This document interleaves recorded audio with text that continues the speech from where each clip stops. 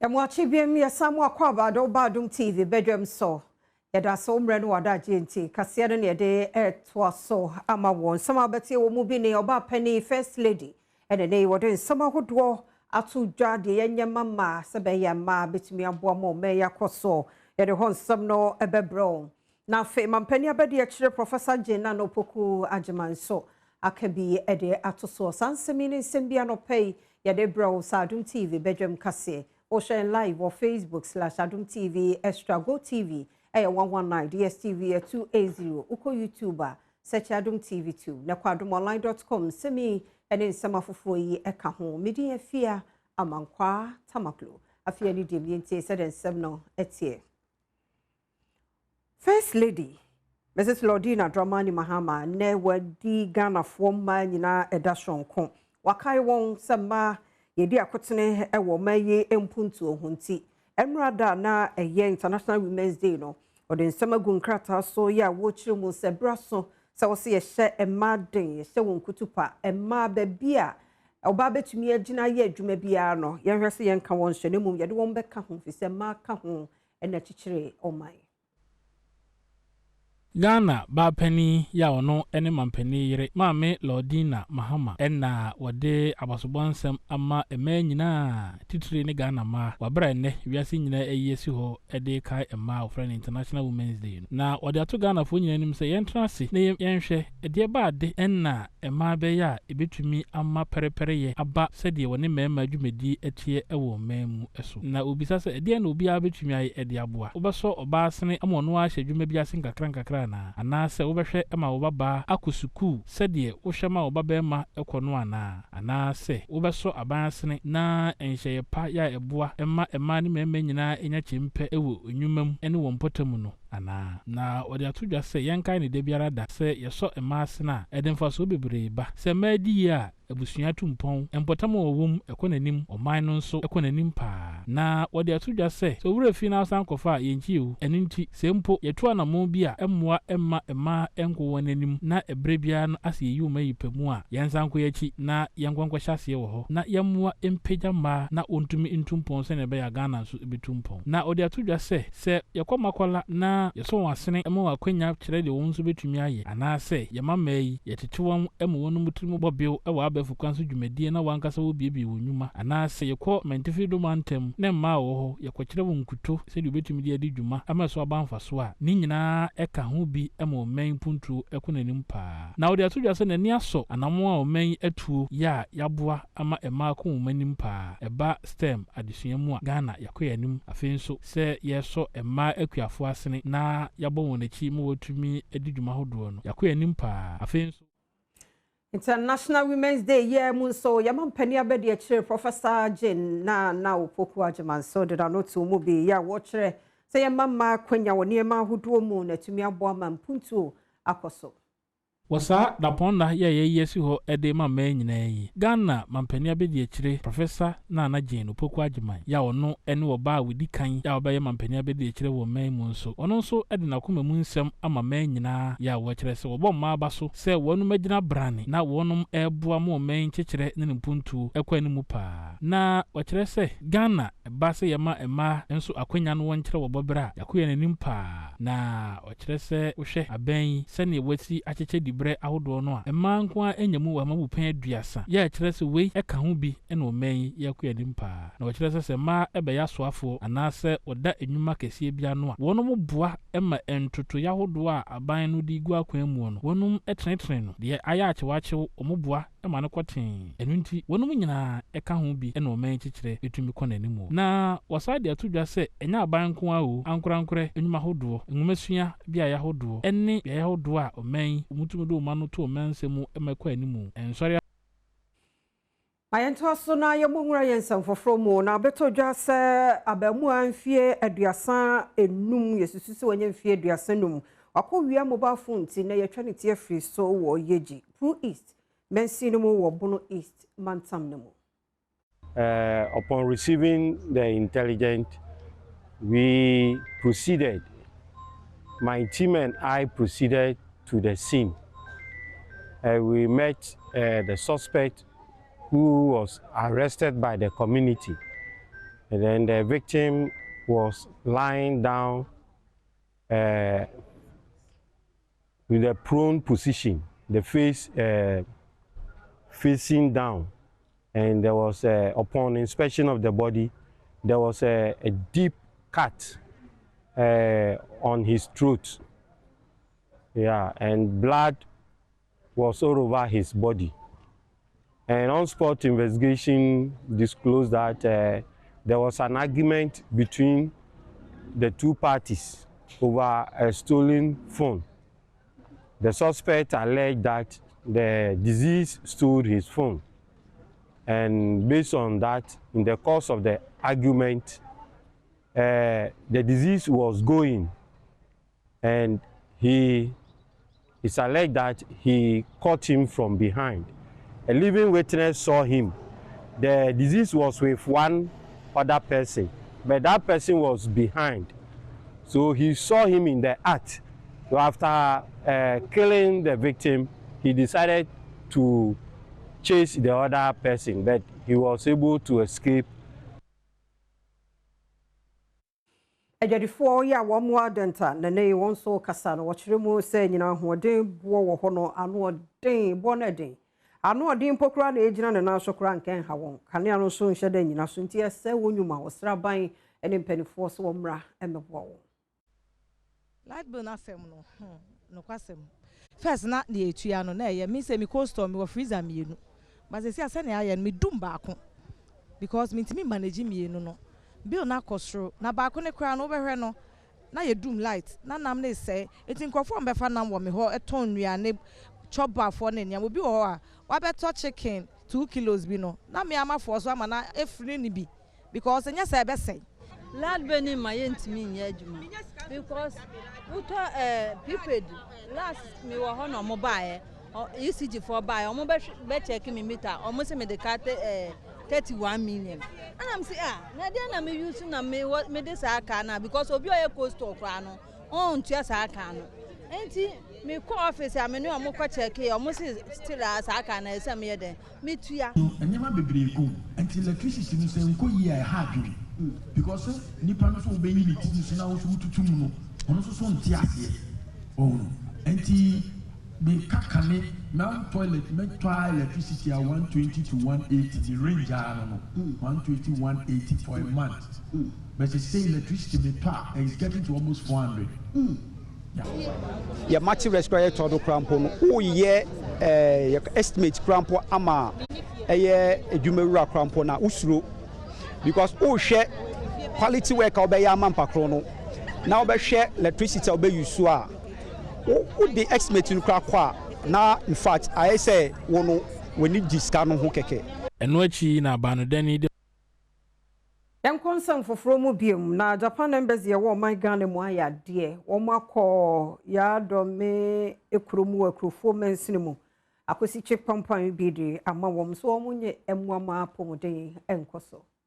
Through the support of the government and people of Japan, and in collaboration with our trusted partner, the Japan International Cooperation Agency, JICA, we have worked together in many sectors, including health, education, agriculture, and infrastructure. Today's ceremony stands as another symbol of that enduring partnership.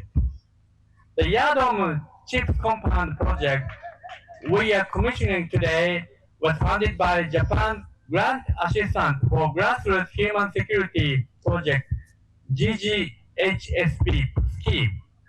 Yenye luso na Adom TV Badwam kasia na hana bema kwan na no pay de sie mrani adaje nti abribia yeboye mu ase edam ase pa fe na do afidie no ato ha onfom kwan koso amane na hana Adom TV Badwam ena yede ebram nti news no ena yewie de ediso no edoso agudie mu nsam oba yede Adom online stories no so ebebro na konya no beba nso yebetie yapom den eho ensem health tips no eno so ebeba wa kwemu na fe ye bie phone lines zoom no so ewo ho adofo momrantem se be ye benya mododo no bia nso de ne headline etumi aba no pedi mini aba ma ko sinsia boate ejina ha be me na me mwache If you have nyoso. bibia boko how was your weekend No, good. I'm wish you belated happy International Women's Day. oh thank you thank you And a man can my warm multimedia sir you track it down to Adom brands near slim it down to Adom TV Adom FM. It's Ghana man name happy International Women's Day. It does. Then also kudos to the First Lady of the Republic and a Vice President, Professor Nana Jane Opoku Ajman Yakupo Ichiramo, and Opepane Odoya Model Ghana Emma Muntina Mijis Babebre, Enya Okudu at this time to venture into a scenes and near face in paper a member, especially the Vice President, accepting the battle so between me running mate. To President Ma. At a time where even within your own crop for Kwana, be hey, them way there. If free fan, brofuna, yes, sir, Mamma Yaminchra. Yes, Yakopan hoarding, China hoarding. Eddie Mouse said, Nioye Biano, on to super famuso. Amen. No Chinabunua. Yan kind my power do our ye, Eddie Ma of my Ghana. So happy International Women's Day. And calls for Mam's of Mammy. Reverend Mrs. Apiaje. Yami in Shawns. Oh, Trinity Baptist Church. Yeah, Trinity Baptist Church. Sorry.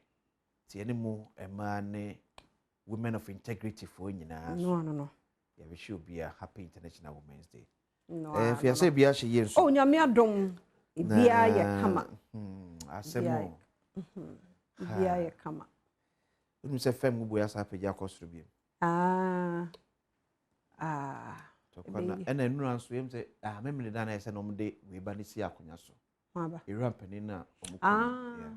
So, on one of them, say, Senator Donald Trump, so per se, or come over deciding home. Or much yesterday, be Raman and your dear. I know this, to meditate my head. To run for Napinadi, Nebano, SC, Akunyaso, supreme leader of Iran. Okay. Bibiansi wo yema yimo nti ende mumie fan tweet bibiansi he akona bekwa na atwe ho ahia na eda so ginam nti nyasa rehemu no ti sa wo plans na wa adwen ne se de ekoso ho nya effect wa ha da bia nya adwuma ko ye guso ye bompa ye din go hu ni say na be o say wa kire nti wo bompa ye se bia bibi bo ye din bo ye din fa wo bo koso ye nyina effect no e be ba ye so ye kan to we makwesi akwaba na Minka Foreign Affairs Minister. Let me not pay your watching. Majamoso. Yamiado may be a fine. Take a mother bojo and Mojidi more for Sunny, a better body and assay. It's a Ghana man, they wouldn't name crowd. Even in the Western world crowd. Or the Ghana man. You are still Ghana man. Let's have your wife. Oh, yeah, they did. This is a shine. Come on. Sister Tim. Abba. Oh, the other from. So over Sunday, acquire for you for rabbit. Oh, somebody. Wait. So I make us a what you will be in a share. You will be a share. Thank you for. Nasa sana and start in the betray and juice. Ah, they we are nowhere here to swim and come in. Now, so back. Yeah, never a most you come out Foreign Affairs Minister. Okay. Was a Ghana for ya, Nipa Bonifu to share. Omo yard so Lebanon. Yes. If there's me a 9 prayer, me a sepra. Omni anonya bakunes and no day prayer. With me a boama ye 2 and a mama. Evacuating. Yeah. And so I was a mockito black one so more.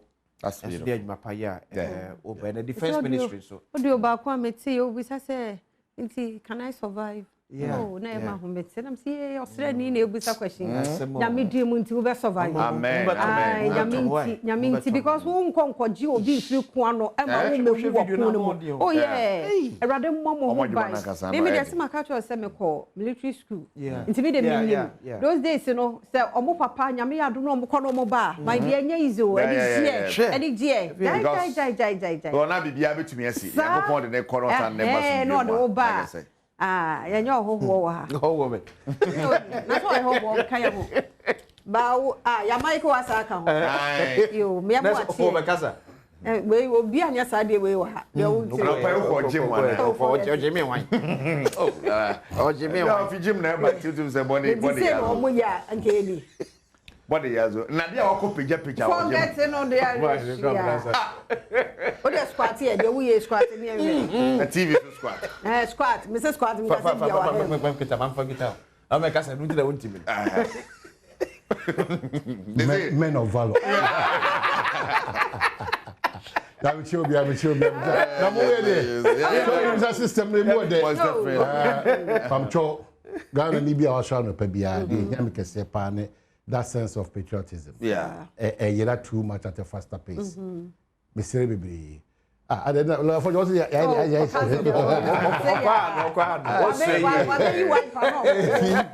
Mr. Moa, a poor baby, and you know, Sechi. I say,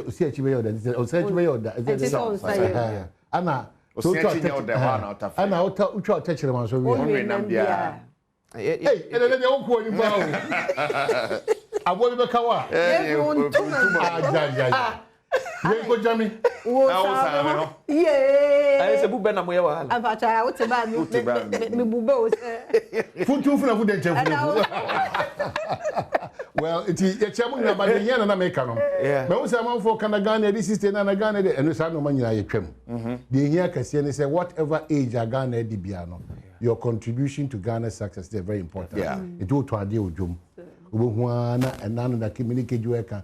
Na de eye besi afra eye mekusam so what I say obo anu na ikokowura no wo ade na esam ho gata so why na yifini na efra say also what I say Wa na better. Tiduani gari no afi so bo say ade ahodo once na ahodo pa na ko na modwem na once na edin akodre sa anytime by because me say mo kasa bebre but mo kasa mo hwa mo kan no kura nkire mo no o to pe de bia da meka o te kai mu ma me ne hwe ya na pen dia apro no no mo asoro dia na o te kai open to pass for me enti misramo de eye mu se bibia ye soro ho no enti mi soro ho nko a e fo mo so ye ka ho ti mo daroma a teacher for so mo so mo ne se teacher for bi ni mo so no ha mai wa usuku mu no yesramo mu ye mo bo let's grow beyond this a driver for ni bi so mo communicate tenta ye ka che wa so pass let's grow beyond this Mranti amoda so ko mugia mo hu ye wa poano e ho a major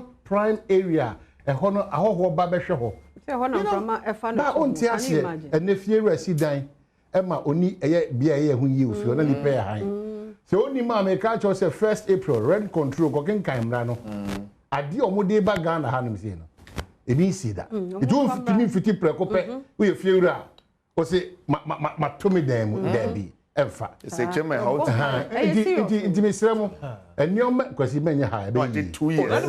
Ya be me ka say be o try. Me say no man. Rent control kwasi tweni bra papa no. Na ensem obeka gu asum say effective 1st April the ABCC no. You have no idea. And me be see na be ba na man trodwom so I want say manya de. Wo pe G major ma me from ko. Na me wo pe C class ma me from. C one class. Pabran so be na wansa ye nyina ye beko pe sabe die asa wa ba be ka se no ma ye nyemu makadwa ene be ready ene makadwa ene be ready no kwa gipa ene wa dia no pa me mo sabon to aso kadwa maso ora de yes it's something also yes a fantastic hotel up here but we can send me brother course in Europe in Ghana elsewhere at Shele Kufuri but Franco Trade Enterprise for Papa Fieke ho ne den sabro bro Pablo Waima Bernard Paributwe me producers Kijwana Kasani Erica Siedubori Besha said if the Ghanaian Premier League or the weekend league leaders Midiema Sporting Club Yakasa Kobeko so we need yakwanfa Hartburg train draw Kumasa Sante Kodoko so Luzuye wow yanko highlights ni bimra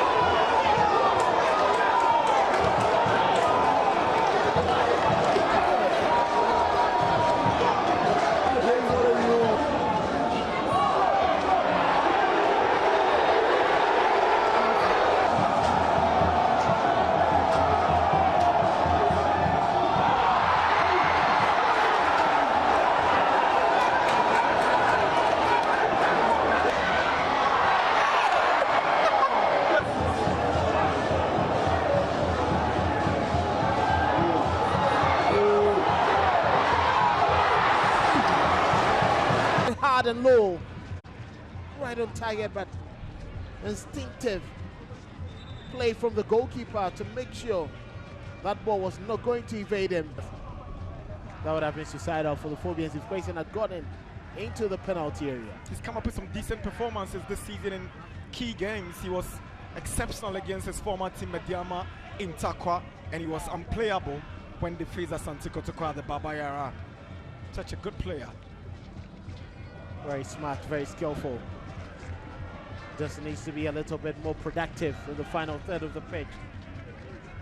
He'll be good to go. Good position. 30 minutes. Free kick for Holy Stars. Isaiah Kubu is behind it. Same for Quayson. Issa steps back for Quayson. He drives one, and Asari makes a very instinctive save. Good reaction from the Azabo goalkeeper. That was smart. That was clever. Drive that came in from Quayson. It just bounced right in front of him, and it was changing his trajectory. But smart thinking, using his lower limbs. Hamza Issa. Afrani with a ball to Kakari, but there's a poor effort from Ready made steps.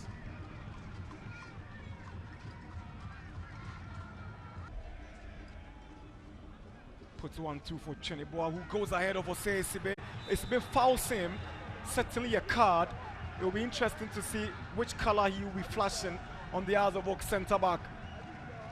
Madopo is yet to decide whether he's showing a card or not, but this is certainly a bookable offense. It's clever and intelligent from the diminutive forward. He knew exactly what he wanted to do. Got on to the ball in front of Esibe, and Esibe grabbed him. He was just tearing away from his mark, and we know his pace. There seems to be some communication between the officials there on what decision to take, whether it's a yellow card or a red card. Esibe will be lucky. It's a red. That's a rightful call. Last man preventing what could have been a goal scoring opportunity for Cheneboa. Quayson, chance for Holy Stars. Can they score? Quayson again, Asari to the rescue of the Phobians. Brave goalkeeping by the Azabok shot stopper. He's injured himself in the process. Wow, 10 on the games to be a CA call. Yeah, on our screen, the other results. Apart from the Washi, don't know, seeing other results in the city. And Adriana Stars boy 11 wonders by 2 goals to 0, and I feel so. Heart of Lions ball, Swedro Blacks also saw and only Nations shall see feeder winning 3-0. Some testing dreams to draw vision, and Brecum Chelsea 3-1. Adriana winning 2-0 over 11 wonders. Heart of Lions winning 1 over Swedro All Blacks. Karela Ebo Kotoko by a goal. Midiema or Hoybor 2-1 Young Apostles. So ball Mibiani goal stars by 3 goals to 1, and a House of Hook and Baseke Ebo 0-0. Current stand is Nini. We understand a table no see at here table no. On our table now, Star Media Sporting Club. Now, Kazabook, it's me, Irinia, and Kobetima, BB Pa, Naso, Tetosa, Amadnico Kobu, Ekemu, Tumsana, a Hadrian Paye. And of course, Mediama, 46 gold stars or 45, Adriana of 41, and Azabok was 39. Into 46, 45, 41, 39. 46 points for Mediama. Gold stars were 45, and Adriana stars were 41. Then Azabok was 39. Relegation, you know, Bomodemuni, Swedro Blacks were 28 points. Become Chelsea, our 28 and 11 wonders, our 9 points. We understand here, and also one summer city, yet a war.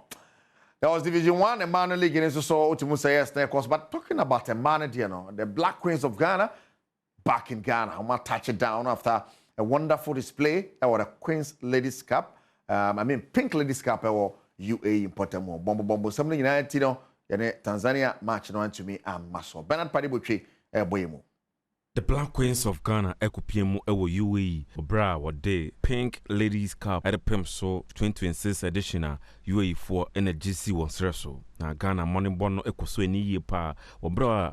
Match edi kan wache Hong Kong China for a bomb kama komako and naya went me ensi Madagascar and so na the toso mienu so no wakoswo eche Russia mbabo bukono enso a bomb kama komako and naya amonso entimu ensi Madagascar and I'm so manamba no ehwe nim say one last game na omone Tanzania omo a new debutant ɛwɔ WAFCON 2026 ɛbɛtɔ dwanem nanso no ɛnam mente mo ase ɛne ɛtututuo bi a ɛkɔ so ɛwɔ UAE ne Portemont ne mpanyinfoɔ atwa saa match ne mu a amba so na organizers ɛde ma Pink Ladies Cup no ɛde trophy hyɛnte a na ɛsi tournament ne so no ɛkɔma the Black Queens of Ghana ɛwɔ hotel ɛbɔn waba so ɛkyerɛ sɛ ɔmo ɛna di nkunim wɔ afi Pink Ladies Cup nim ɔmo san ɛnso ɛde golden boot no ɛde ma Doris Boedua ɔno ɛna gye golden boot no ɛsi ne srɛ so san so na Black Queens goalkeeper Colin ɛno nso ɛgye golden gloves no ɛnso ɛwɔ hɔnom nyame ɛnkyaadeɛ Ghana mbayewa no abedu ɔman Ghana mu asomdwe mu a mbɔne bi anto wɔ mo ɛno ɛna ɛbɔ pin abayewa foforɔ a onya akonya ɛbɛsi akan ɛde the Black Queens of Ghana osi akan ɛde ma mpemdakwa ladies ɛwɔ ɔman Ghana Women's Premier League ne ma ne din ɛde Ajigipina Zakaria ebisa na sɛ ne monde bono ɛyɛ ade a ɛkɔ nkan yɛ pa na ne secret no ɛyɛ den. I started playing at one of my community with boys. I used to play with boys that time. Girls, they don't take football as something that is very, very good. But because of the guys, the way they are playing, I also joined them and always play. So I started with that boys and then I came to All Stars. I play with the Bulsa ladies too, before I was able to transfer to Ampem Dakwa. Samsona Alexandra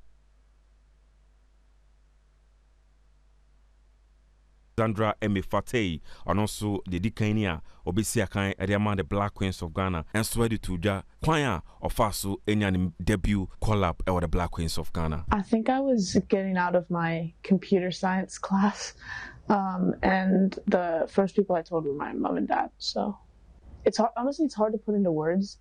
Because it's something that I think you look forward to your whole life, and as you're going through and you're playing in your club team and your youth as well, it's something that you're always pushing for in the back of your mind. And so being able to be at this camp is a really truly an honor for me, and I'm humbled to be here. The opportunity to put on your jersey for your country is one that every player dreams of, and I think that it's an honor of the highest regard.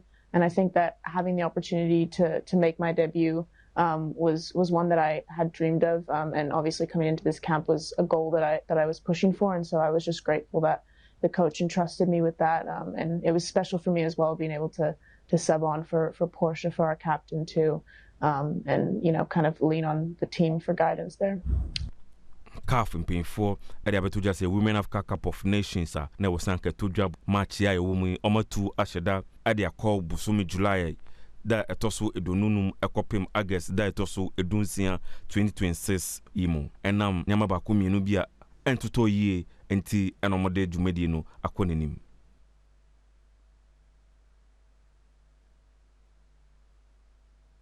Right, Black Queens of Ghana back home. Yada Yankopon asesa odi ma basum dwema money bia ancho womo na yakane sana ne nkopiem e ya na man so hwede yekoso wono me yebesha service talent seria Debbie Della Madonnina na no sports star na so ye kan wansem bebre e bada wie no once again AC Milan and Inter Milan awie. Then of course anya no nko akopiem na Hellas Verona so shock you bia Bologna by 2-1. Yanko hwede yekoso Italy.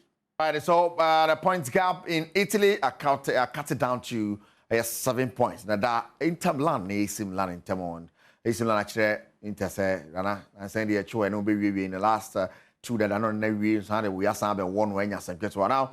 In Spain, Real Madrid winning, Barcelona winning, Omina Breye Pan, so 3 points in no more FIFA. And the Spanish La Liga, still Barca on top, Madrid still fighting. We came on Champions League to be a wide partner and the idea. Yanko Spain, right, and so on the course where Hetafe, we need to love our Betis, and as a Vianney Raya by Cano, 1-1 Valencia, but the Deportivo Alaves by 3-2 Elche Suluzini, to win games that course, so the Spanish La Liga Montica, Senator Mami, Credimo, send the Espanyol Real Oviedo at the Bebueni in Italy, Lazio Sassuolo Nebo. In English FA Cup, Chelsea, Man City, be a China Bob Brown game some of the pimps anymore. Young England go the English FA Cup. Right, and so the course of now. So far, teams are qualified. Has and you better draw no Manchester City, Aston, Liverpool, Chelsea, Southampton, Port Vale. I'm going to shock Southampton, Port Vale, shocking for power. There's just West Ham and Brentford, one by Leeds, and then Norwich, my son, Ebeka, on Abibia, Timia, Koye, and it's an English FA Cup. No, I want to see it here in the French League. Over the weekend, Paris Saint-Germain lose. Wow, Saint for better, Paris Saint-Germain. Mama, when you other, Mama, when you other, Emperor of Cry. Angers, Marseille, so winning in and of course by Strasbourg and Auxerre in the year 0-0. It's way at the course of French League anymore. Yes, how the Guinea Bissau Colon, I had been payé, no general national ball Mets by 3 goals to the only average, just saying, Sansona Rennes, and so Ekobogu Moa, Leon Paris FC, a ball draw, way very English. FA Cup here we are about French League anymore, and in the Bundesliga also Bayern Munich the good Gini was the German Bundesliga anymore. Yeah, the best here we are about now, and you must say the ascent to West so I can see so Pablo why my Bernard Padibu to me producers. Kejuana Kasani, Erica Siedubari, Sister Fia, and Brakwasi over to you. Yeah, that's it. That's it. They do so the Ebeko Street. To Adom online. Adom online, yeah. Adolfo Papa be your phone lines and also your BA and Zoom no so your activity. Into bar, Sanya na wo kasa mute ho. Sa wo na wo kasa na o mute ho. Aha, sa wo na wo kasa BA, ni ato kasa. Sanya na wo kasa nso adum no, se be ya ye bete ofoforo na wo so no kasa. Nyame ya da se. The phone number is 0302 211 701. 0302 211 702. Echo say 3. Ti agent say fia we before we call Adom online. Asma me eke. Ekrofom asemi. I was see. Ekrofom MP aye free Wi-Fi man man for Ekrofom enclave. Ti be fa say bi ti say adai kokomlemle a. Obia is free Wi-Fi. Yes ne e man bi dey some the track of my boyfriends. Nti ye be srem. I'm the track your boyfriends. MP no so the base. Oh, sir, there now. Yes, some munyas because or the base omo muko school no. Ebetim de sua de. I'm the mentias you. What the amanda de honorable. Na they say nti we better than what me, we bet me I ensure say dey na wo kan ampa. Omo fan nye tracking no. Enti no mo ka senti. Tu no e tade srede e no so the base. When you go school now, mo pay internet, the research. Enti ne de buy. Enti no mo de buy. That's the primary purpose. Ya ti ase. Na say no so e kwaso e ye adwuma. Na so kwaso. Because men ti ase me hu how o no bet me a control niema. On ka so okun, but no just say oh adesede. Na no enkosi hwe o sra ye dey. Because as you say, won fa nye de wo ka no, unya guarantee won hu no. Sure. Enti o de ye na we so hu here so the track here because one nya say obi track dey fear. Allow me to track here a trickery. No, I think that's the question I want to ask. No, a trickery. If say ya fear ni ensi primary purpose so. Na do na do ko man fan track me boy. Man fan track. Na bi mo dey TikTok dey. Oh yes. Na no do aye. Say cassette say ya me because one hwe be do baby na fe bill no be cost no. I no bo nya ye because oh, the BT na me wodi amame a me si so for yestrem. Oh, yestrem. Ona bo de ba say. Ye mfa sua de. Ene so no bo person o achieve ne target a. Yeah. Ene won fa nye wo school su no mu. Eye ida say uba school mu a ana so wo call library a. Em say so mo library. So jagu say fi obi a o betuma use. TikTok honorable. TikTok satna CBN ni dem. Na ida say ba library because schools so ye entertain phones any ade enti enye yi. Enti ida say library ho. Eno kra no library ho no kra do school ma teacher yi ono TikTok. How become responsible to the thing and irresponsible. How for us to become responsible. And the amount free wife and say me track me boyfriend. Na no dey fa ho be dey track boyfriend hide. Ono so ne dey. Is no track here go see. Enkosi chese. Ono abo ani ejaye because we be your headache na papa ya wo ye na abeda ne bone dia. Ya ani ono abo nyaye. Na mo fan track kakra. Mo fan track ni ehu dia ni me koso. Ai, me so obi kra de be Jana deja to abonte. Ah, ni betwetwa video. Si ni penya de efo a ye mi fisu. No to a. Every data no wa auto a TikTok ko a hwe no say choma be say o. Oncha wo bra. Every month and dem free. We use so. Okay, so obi betimi de atena so ada. Na esi ni so. Tanya on next. Any papa ni sem o. Honorable twem. Ko de onim ko bibi ni ho. Oh, chale. I go see there o. All right. What you go see that say. Obi sia wo ho. Yada say adomonline.com ni Yaman Penny John Dramani Mahama orders halt to international travel by SOE's boards. I say, you know. State-owned enterprise. Wo ye any conference wo mo call amonone. Wo ye any training amonone na o say. E kan ya do. E kan do so. I don't ntimi nye Zoom. O mu ntimi nye training no. E ye dia. E kan ya do. E kan ya do. E dwetwen so. Come Penny by wo try so be kate ne ma. Na fe wo sa be fa we hu amedidi agu na account wo de. E be hard nti o ma kire. E na tukwa bia so dollars asemo. $7. It's one more a church how say pass ye pass see your common in your koya. Wa mama points be. What the bad ya and then wait to me ako. But ade say be a bit to me I no war a year.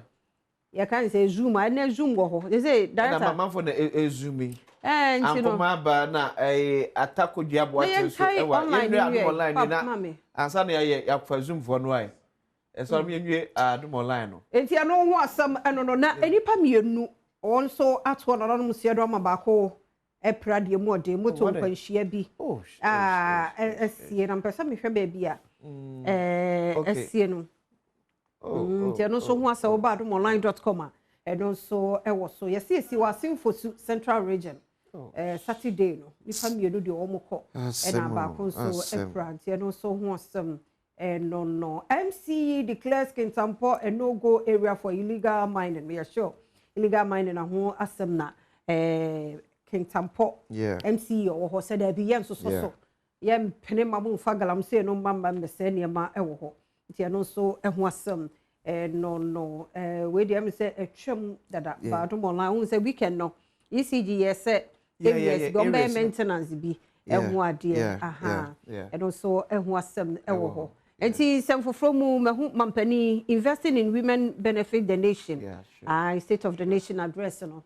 O se ye shemade e meye bibi no. Na so mining koso no a na ye pene no so ehu asem obadomonline.com ewo ho.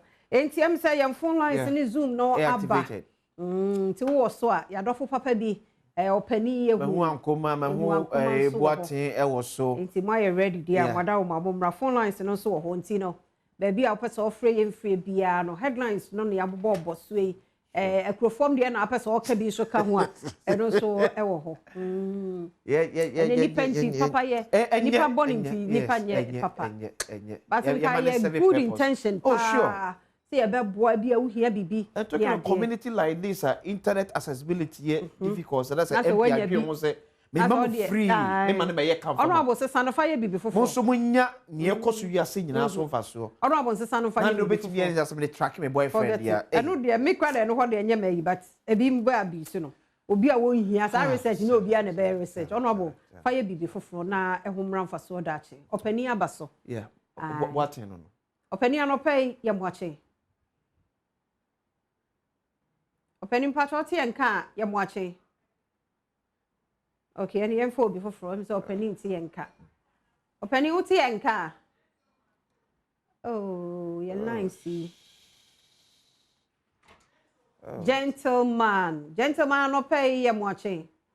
Yeah, that's. Oh, I don't know we are mobile and so. I told you that man also they track on this, can also be there. Obia they track. Honorable per se, or Munya sister. No, our family is beyond tomorrow. Munya or no, the bay, no one even do it this year, this year. Your place here, actually, I always craft free, the book for a class of you, which I can't see, and got answers walk. Munya, you come and say, I'm the number it. Now, Madame, the kind of person, after that, no make kind cuckoo as some interview, it is answered. Near cuckoo, looking near, or as some kind of the declan said, near almost about who teach you, and I'm out for the performance of Saba. And into the Ama, a friend says, she come on Massa. You know, yeah. And you said, you want to be your passion, no, you are prayer. Me, I can't. I probably see now, no, Caterino. Maybe the American Casamia, you're talking about them, but yes, you are. They go home with the people. So, if you can say, if you have no honor, so the man and pro and improve it. No, you just now can say, a person will more be a check a can and have a time to be back. Now, I mean, some will tell me, oh, you will do a okay, but we will say, oh, I can't. And the amount of India can be so for my.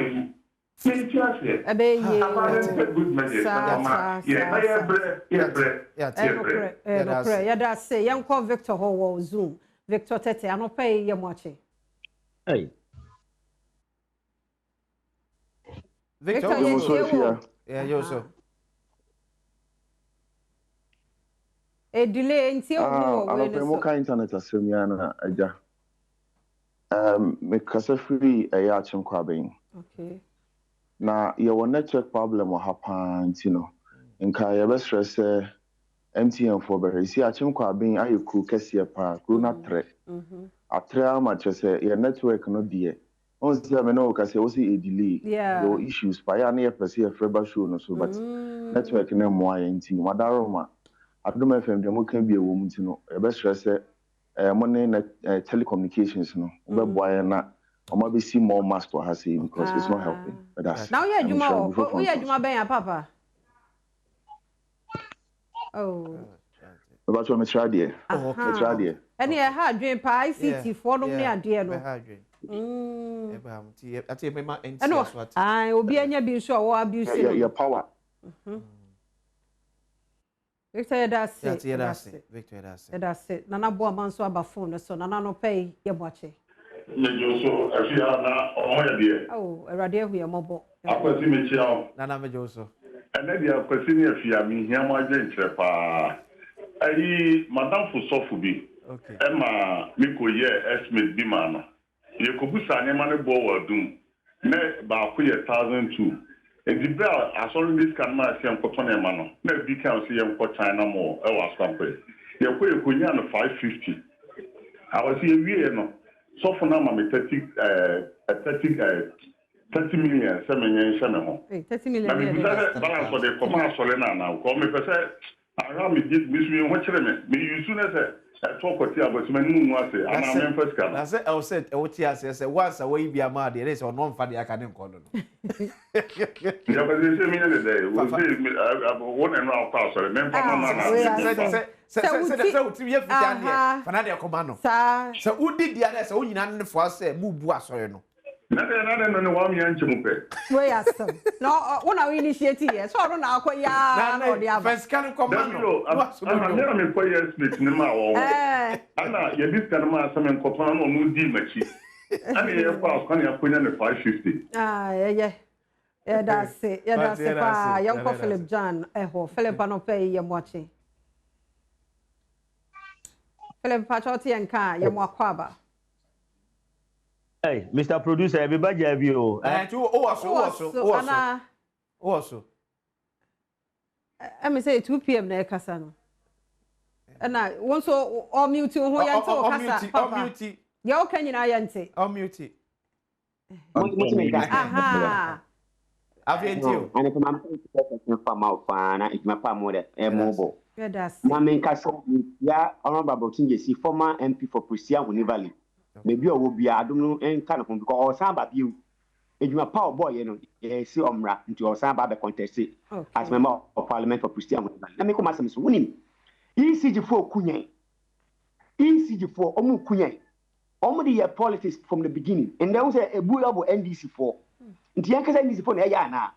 And then yentimi to be yakasa you can prepare do. Na even postpaid nimpo no e kana e ba no. Bosome obi Yusuf Fred pra wase kopo mehwe. Obi to almost MP MP ebetena Nicholas Amakwa ebetena Adom TV be ka say ni for air condition 500 Ghana cedis that in truck kaka MP moa obetwa ye na utwa me yakasa why ade na why di and then yentimi to electricity bill NDC aban bia pa na mo ye omu wia mo beblemi former government government. You better say, almost a year before because minister for energy. A year, John Jinapo, on China Bibi, and say too late. Yeah, that's it. Of France also. Isaac obey. I cannot pay. You're watching. Mejemoso afia ni akwatinsia. That's it. It's your papa. Is Ukraine don kronkwanta. Okay. Ya wiase nyame boni wiase. Ye so ha aburo nko an ye dom. Ai de hwe ye ma senior high. E de hwe o mu teacher training ni ayi. Ana ban we ba ya no nim die sia aburo no se ye dibi na be ka hu se senyu aburo no ye nto. Ye ton price 400 na we a. Dia be kwa ko tutuni dia be kwa ko fa ba na ko ye 300 na 340 wo nsem. Entimi nya fi nti entimi mu kwa ya yam fa so san no this year. Ana kwa yam fa so traga na man we mu. And one that here more my yen wa ha no a bra bank no do not think brana don kompata the crazy kai at tower and mean brana be gonna be bia the samo ma ba no ye hu na bruno yetimin to my so ye hu ha ya kaka na no that here ma wa that's say yen fire last caller and comma e zoom and comma no pay ye moache and commander what commander ha munyi free so na we di anu ayede hey papa we ka say yam for bruni ye 2 p.m. 2 p.m. no pay yam watch na after Adom bomo ma pray ma dey for ne bay ka wasem wamba moya me ne mu ba ku ye ne mu na sha ase ye sere mu I was the third person me ba zoom what you for me ho sa why dey phone call oh yeah, my friend, maybe I met me up. Young Mama, my brother, do. I don't play me here. My wife, Ghana man, and I will quarter 11 to your baby. I will quarter my lunch in Hokaka. Yo, yate. I was 2 p.m. Now, Miss Row, Madame for soft beach meeting. Emma, Madame for comfort, ebe ye. Madam for sofo wachimi to mama madam for comfort ba be me wo de emfa no to answer ena akwasi anu pay mesre ye light nsem osi fitinura ye ni light o he se de me sigina wa me use power bank kura he fitinura nyina ye nya light mesre his excellency John Dramani Mahama say Ashanti region 2 p.m. makasa I say ye light nsem no e too much fitinura wakwasi ye ni light ye besre se niema bi ana se niema na ase wa Ashanti minim de nti a ase ndc aban ba Ashanti region light ye dundum ne saa kwasi se mebo a power bank and I know they can say right now I'm 20 something fitinura ye nya light wo area a day ye besre na me ko dey be bia honorable Julius Debra will be 2 p.m. me chia no on e chairman na light in some day higher pa ba no man home that's it yeah that's 2 p.m. and I say we be here for last one for last one yeah go ahead tips one also hello good morning Christian obapa yam watching fear Christian tio yam watching Yantonka so mo ye ni Adom ye de nyame ase say no pay so watimi asori abegina mo nan so na mo ye adwuma magana mai Estefia they said the light of the day 2 p.m.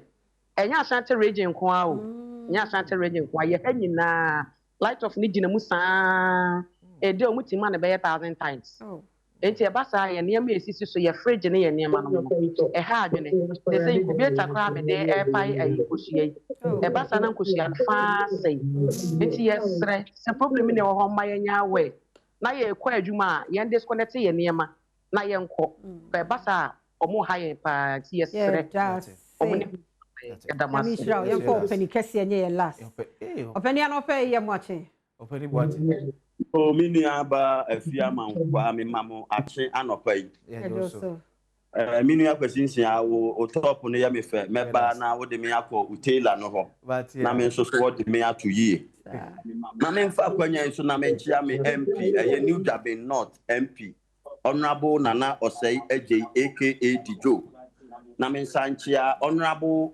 Samuel Osaisa Akode, the incoming Eastern Regional Youth Organizer. Mimi aba a year Dumso Yasemu Amoken. Media minimu me Sedema Bisa. Is the NDC government synonymous to Dumso? Koforudi Ahamina, Minia, me free ya say and run Nipaneba Beya Mameno, Maboka 500. Dumso ya. 8 years, Rawam Somo per se, Dumso no Mum Sadia, Omania claim I no my low shedding schedule, no, not Ubia way. Na ye metimi me de sumu o shiumu e man tontomo nsan we yen en to aso so mo NDC susu say wontumi mu man na on fan to ho na MPP yen san me som na se de ne ye ne fefefe no yen to aso me da mo ase Dansia da se ofeni kese ne obi bia wo baye ye da mo ase papa until the edu so no say the munimo no Monday to Friday at the health tips no ba ne ye be kasa fa knee injuries kotodwe. Okay. Go on and go to jail. Or process like knee injury. Okay. Say, and you may bet me I'm when your problem or go to jail. Okay. Hey, Sanyo Mano. Wiki moon come up no. But often telephone and crying, you know, BNT 5 minutes yenche. In Team Rassia, Yakwaba. Mammy more Quaben and some Adom TV, Badwam Health Tips. So now what you for more any at the radio say. Media Sedema endpoint homeopathic clinic. Na da romenti enenso yasan aba ne Dr. Kafi Bagida edi enkomo. Ene de eba be share knee injuries. Yenkoto dwe no ni ade. De o. Yes wa ne chimo do problem. Wa odi mo do problem. O footballer or problem. Ti na wotwe mo kan ho. Na yenti san komo endpoint homeopathic clinic Sebra. Now on share wapomudemo say hypertension how stroke diabetes infections how endpoints efro me man dey prostate no oye be menti obuso ye scan ni free e dey amobia man no so anya ho so oye scanning oye mu ahwesa wodi bibia ye kama se be ya wo mu bibia be fine number no 0244 867068 and then so Dr. Kafi, a bien of Namaye, see the sound come. Dog, you know, say, that's a palm, many other jail de my, you know, she must see a cassava knee injury. And also your condition. A cassava knee injury, I idea, or bonnet of her. And in it of her, and he said, could you be a young for ya? A young for ya? Could you problems? Idea a hard drink pound. But Yana, you inquire, you may first idea the card, you cry the bar, like a quiet fast managing. Yana idea, baby now, and Tiasi. Idea a type what happened, maybe not the bar. In term, it can be done quickly because of the way you see a safer.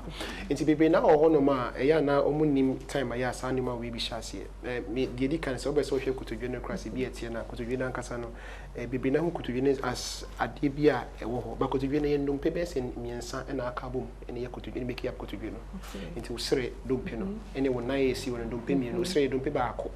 And our 9 acres don't pay me any a day. BBF and the patella, and they are so go to Genima, which be the diagram, at a moving round, and as a steer and that's all. It is only a man, a kabuma, and you're making up the knee joint. But in preview one man, you may be one of my coswa, it's in my don't penny bit me to chima.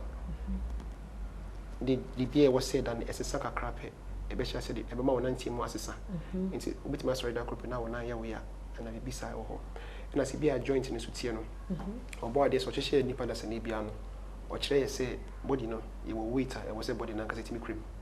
It's wait to be answering supporter or joint in the bit miyama. And it's a cobase at a point no wait no more. I be able to see Dina pillars need to me support it. It's yes and I shall say my pressure.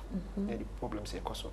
It's baby no one of the things about won't say or more sad problem no or best story that won't say it be a 9 I shall see and a 9 anchor say from a major key player in determining a lot of knee injuries. Okay, sportsmen was one of the main things. People now team will be a hockey ball, so can I be a basketball, so any sports now what twisting the 9 or twisting the 9 or actually treating the the ya ne besin koi ade ba kono sine wona na esi wono any the foundation of the whole body and it's a problem ko basi bi a wonante ho a e be affect your body nina it may affect you kotodwe na kwa affect your hip na kwa affect your spine nina it may the problems ba nti say one ma weni anko ho a it may create a lot of issues within the body now in fact idea to be never by me now moon say we check it ni we be say we go to be we when you knee injury in the past and so maybe me nanti na me twist me na but o me teachire keke na anyeshi one go through proper treatment into what time no na I say bibia it need very important. I was here born by in fact when penny feel crash with me I am very active age na go to you because we are work ya bibi one ma we go crop money out there nanti and kra na kra na ASD nti e wo nyoma wo ho no me bitima ya bitimi abo you need ni ho banya you bitimi ama in penny feel crash ya nshida every your number is 050 123 9974 050 123 9974. Dr. Kafi na hotel Kanafe na ochi mu afi ne yasa senti echina adepache ne wo nkwa 5 minutes abre ya no asaka ye ho wotie bi nti we ni injury ne ho komo ene yedie nti yentia koduru fiada de ye ho kwan ye befa so a e babo ye ho eban aseda ye endpoint homeopathic clinic na daroma ene yedin komai ochina kwa ho de wo ha e beto so. That's Yamwaka baby me Adom TV Badwam na o shano ntino sade wahu sade nkai bono nenam so no ai fufu party nyame yadoma baso 28 March enyina yemfo dom modom ne yemra ne medi di free de ohia no wasanka opemakoni je ne ai ginger no a ene wa utuo wasanka ne mu ankwan ne di aish doda no pay nya hot one fufu mu mre kakra bia ya adwene bi ne ade dada so amakonu bomu a eish God so makumam I can't wait say 28 ebeba ye nyine be share be difufu no start be eda say na health tips no so utimi nya bi hwe ya fasedama endpoint adwada wo ma biom yenko pa apomodin panfree ho mema no prostate no ko check hwe scan ni ye free lab bia de obetua ehu sika sanso na infections no ne ade e hawa joba ne be ma ne titu yanko endpoint ho no moya apart from no yare bia no ofa doctor do boate so personal doctor be boa the number ni 0244867068 na watumi aboa ma pomode panso etumi aye odia anopai dwada no pay de medofo ya aboa hima we nyama we ya aboa hima ono ne kasama Samens Vital. Ai, Druana boy. Baba, memo akwa be. Happy International Women's Day. Na me koso anya okese why. Na wadwuma ha ho mache sorry anya bete dey obre anya kwa. Ye by this nation I double. Amen. It wada o maye ntie waja. Me da say everything ya be mamo. Kafra. Mo fancha me kakra. As a code bi ni ade kafra. E ma bro nye easy. Promum kakra san ya ba prum mano. Aha. Me da say bebre na. Okay. Ye di Ghana na ye she Ghana na uduku nya asem de kakra me ni je ho papa. Florence Morty. Makeup artist on na abo me kama. Director Fatu duku no so. No bi hwe mo bi ofi wada roma. Tie di. Florence Morty and that woman wa bom duku kama fe ya. Eni ma fe say gift auntie. Na ye ne ye no pay ya chia o.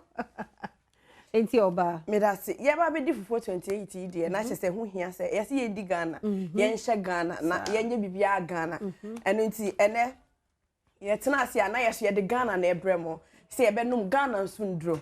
Na obetimi antibia be 28 pa dia na wa hwehwe Semens Vital Herbal Mixture.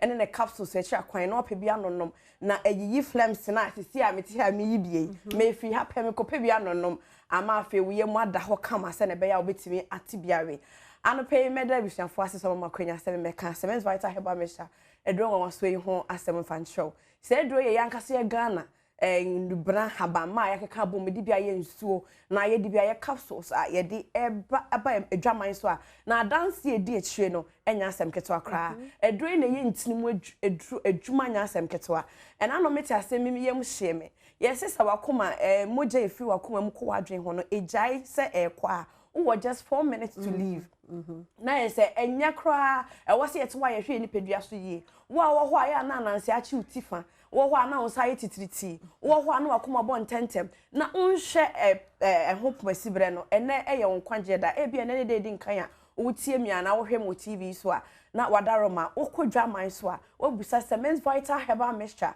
ene ne capsules e cha kwan wo pebia nonom na etimi aboa wo edui ade ba ko ye hu adwuma pa ne se eye ntini hu adwuma enu nti se efa ade bi efe ntini ho se eye sisi yade se ye woto asintini na twenwo se ubebia ye wo ye bia ye sisi yade eye ntini hu adwuma pa de a ene na mekanfo Cement Herbal Mixture ene ne capsules e de ama wo se pebi na nonom na entimi ensiesio ye ka ne say na me say ka kire wo say ekoba ne say ye oba won se buo ho asem e na e tete wo pade a ene na behia Cement Vital Herbal Mixture bi ene ne capsules bi na wanonom sanse ne beboa ama ya wa wotie me eboro so ama afi nsebo na ensisi so no eyi ni nyina e de afi honom e de ama wo na da bia metena se na me kan krofo fra omo bisa se na he ne benya bia to e ya amoso ne ade me pa cho me mu ubowura shop bia mu benya bia to na ne titi uti na ta heba baby a ne shop wo bia ubowura ma obenya bia to afi okọ kan shi drakle na ubisa te na teta ubehu obi na wanya dodo na etu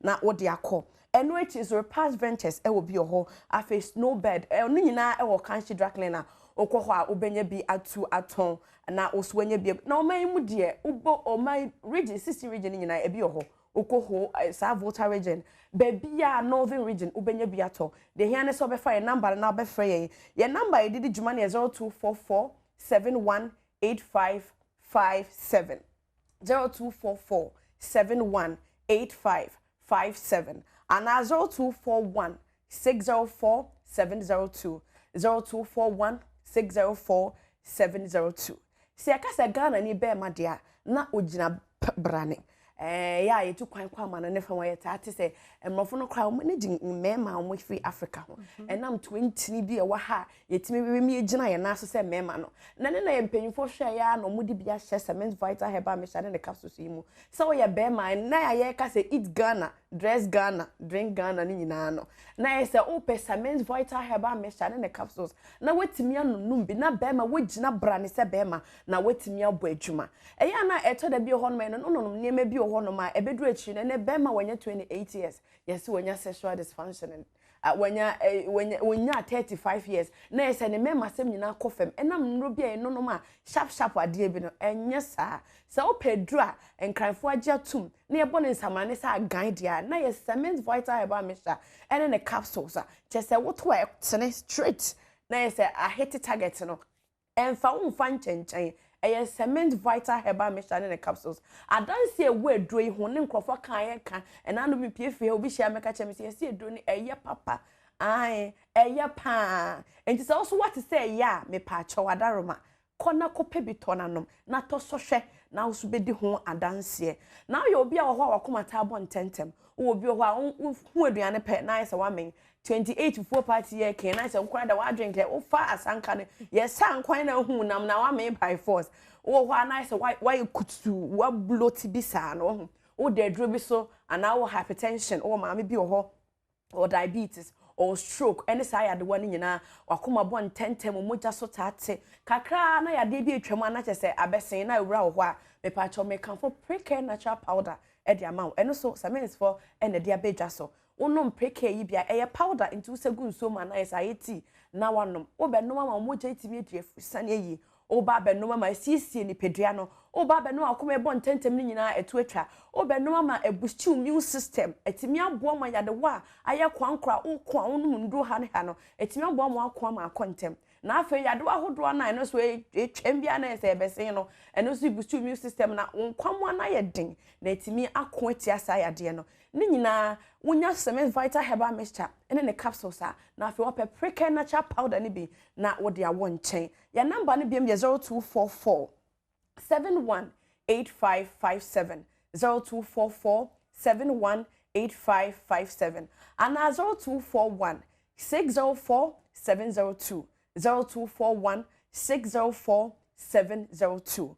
Shushaye omeimu nentwia so ba bia na so wo ye heba shop na so wunya mfa bi dia me pa cho so fa number no fra ye na ba bia won ye mfa bi mrel na watimi ato bi dia ton tinata heba awo o my Ghana nkran ha de ba bia be rebia wo benya 7 vital heba mixture ene ne capsules ni bi ato eno achi so pre-care natural powder no so wo benya bi ato na ubowura okan shi so a snowbird angel heba eno so wo benya bi ato okwa flower okoho baby hohoi eho nyina tinata heba obenya bi ato na afin so heba shops enkae nyina no obenya bi e de ato ye didi Ghana e de na ye nom Ghana na yafa Ghana nduro na nduro no eye cement vital heba mixture ene ne capsules afin so pre-care natural powder eno na ye ka bom na afin so ye ne Ghana ne ma no etimi esisi suye e de ama ho sister Fia asempetia yada se papa pantino nduro we no sa upe bia obenya bi wo man mu tia godo bebia ya sister region bebia de ugo bebia obenya bi ato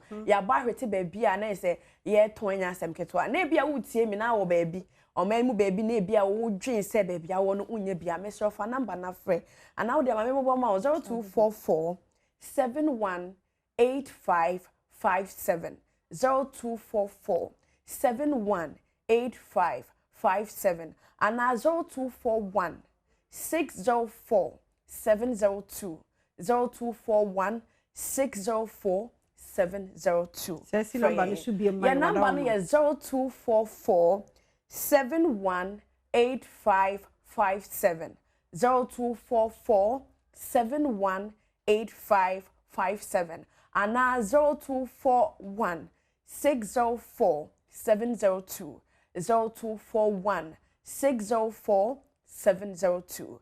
Cement Vital Herbal Mixture in the capsules. The encrying for ebony samranisa again and a pre-care natural powder. I the precursor and a fin so enubna hodro akeka ho kabom aye powder tea shonkwa ema omoja na fin so eboa ma omoja dre fusane eboa ma immune system ejina brand no ehun de ro na mabacho no isefia me da se bebe yanse da se ntia eboa hima no na yete ne nka no enure wu pe bia no wama wachira kwan bibi kye wadwen woni okan nyina ho a wadaroma na fe wo ne mpanifo adi nkomo doctor wo ho na wafa number na woni no akasa na mami control se Franco Trading Enterprise still phones so papa on fie ene ehonomo ente wo phones ene ho akade ne ho accessories dia medofo yenko Franco Trading Enterprise na yenko je sa chede yi anase nioma yi ebi Nokia, Samsung, iPhone, Smart TV, say 132 to 100 inches. Franco air conditioners were wakojo de Trimike. Now so kokojo de chest freezers, ne refrigerators. Nina you will be a Franco Trading Enterprise, washing machine, microwave, blender, generator, gas and electric stove.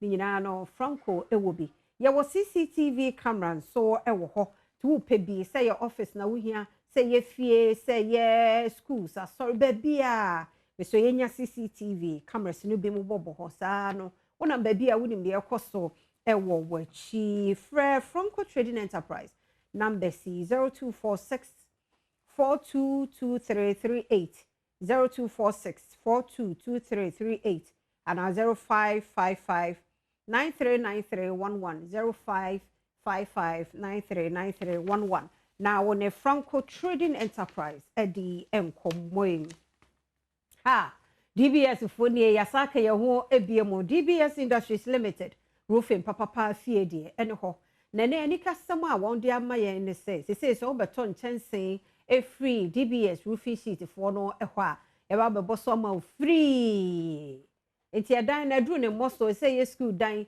say ya sorry ye wa fie ye wo store bi e na wo hia chense a ye nkoto wo DBS for ho fi say no na ye papa no wakoto wo awie no nso no the obebo so man your problem catch a carpenter na wo no so the on train DBS for mo aba bebo so ma free a promotion I run from now till nyame ya doma December 31st and on be 2026 into me do for e bia nyame ahwe so abedru e kana no de dancy e investment hunya ni return de bia di shame DBS for so o mafa nchensing na na se moso no e de amayen dia Therefore, anyone mon kasa and cry for yem fre 0240 844444 0240 844444 wo kumasia for DBS 050 600 4141 050 600 4141 takrade for 050 600 4242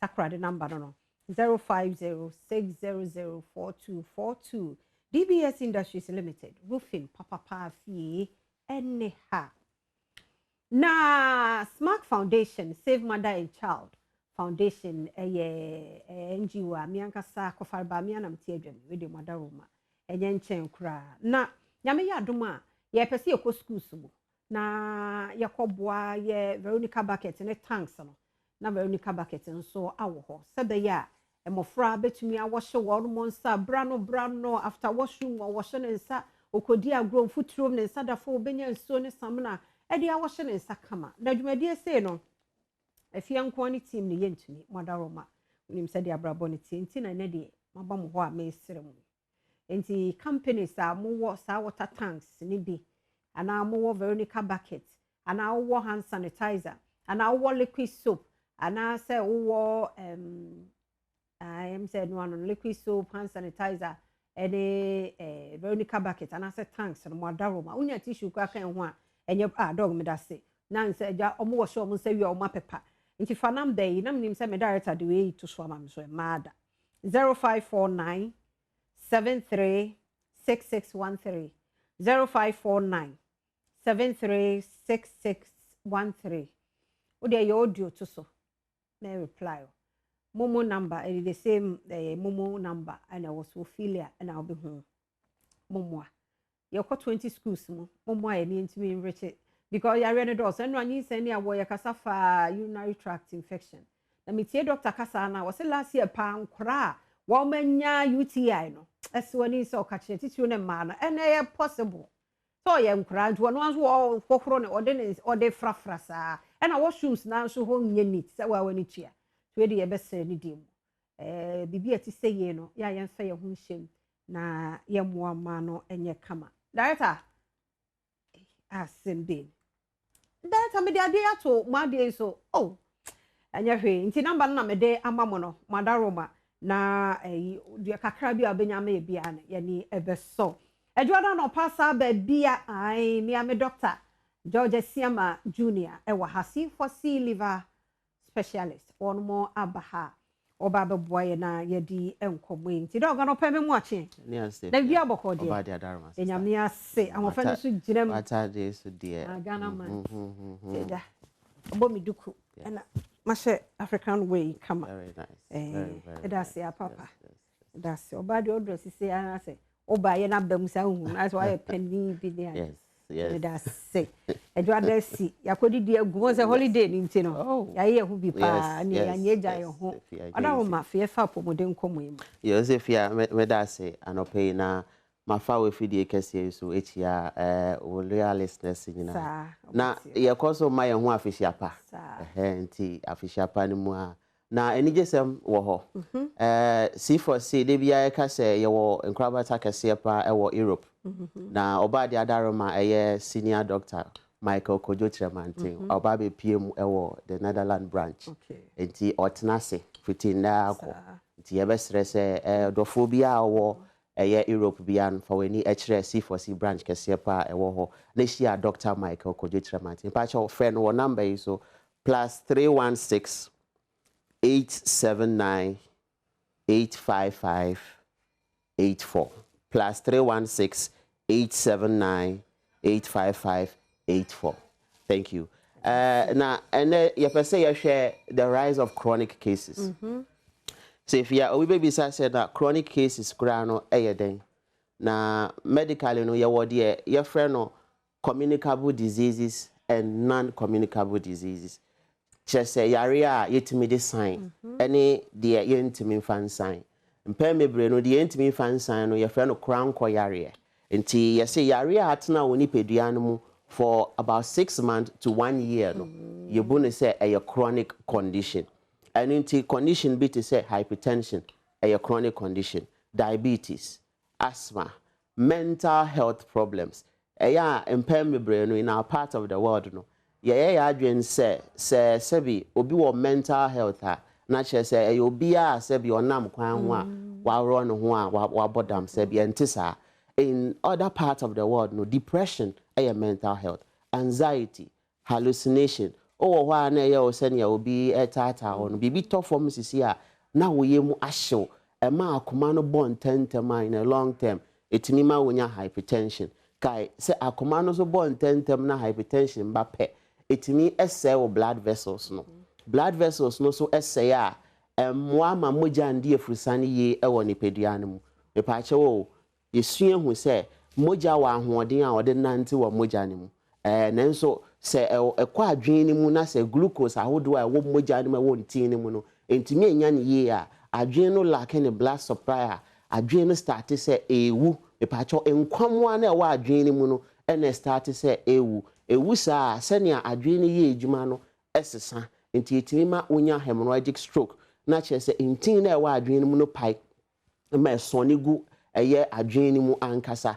ebi kura ho a onya TIA transient ischemic attack chere say mild stroke tubo hu se onsa no wo so onan no wo so now part of the body ni nye ejuma ye now refi aba beto so bebre a major thing a chronic condition edeba ebi kura ho a na wonya de ye friend pulmonary artery diseases ye hwe ye nan na ye peripherals no akwakoye se ye ntin na ekita ye no nti moja ntumi nkosa ntin ni mu ye titiri wo ye nan ho a claudation starting in chese nan no tumi ekamwa bebre even in some cases kura no senia ye hu wo ye screen so no nan ni tumi maso emebe ye kese ma ensuo ebegina ni peduan mu ma ne che empan bebre no na ebia wo kidney ene wo problem because akoma no nya problem with hypertension no wa mfa weni anhwe because ebia mpo obrebo no so nya problem wa mfa weni anhwe kaisa obrebo no so na boa mpo regulate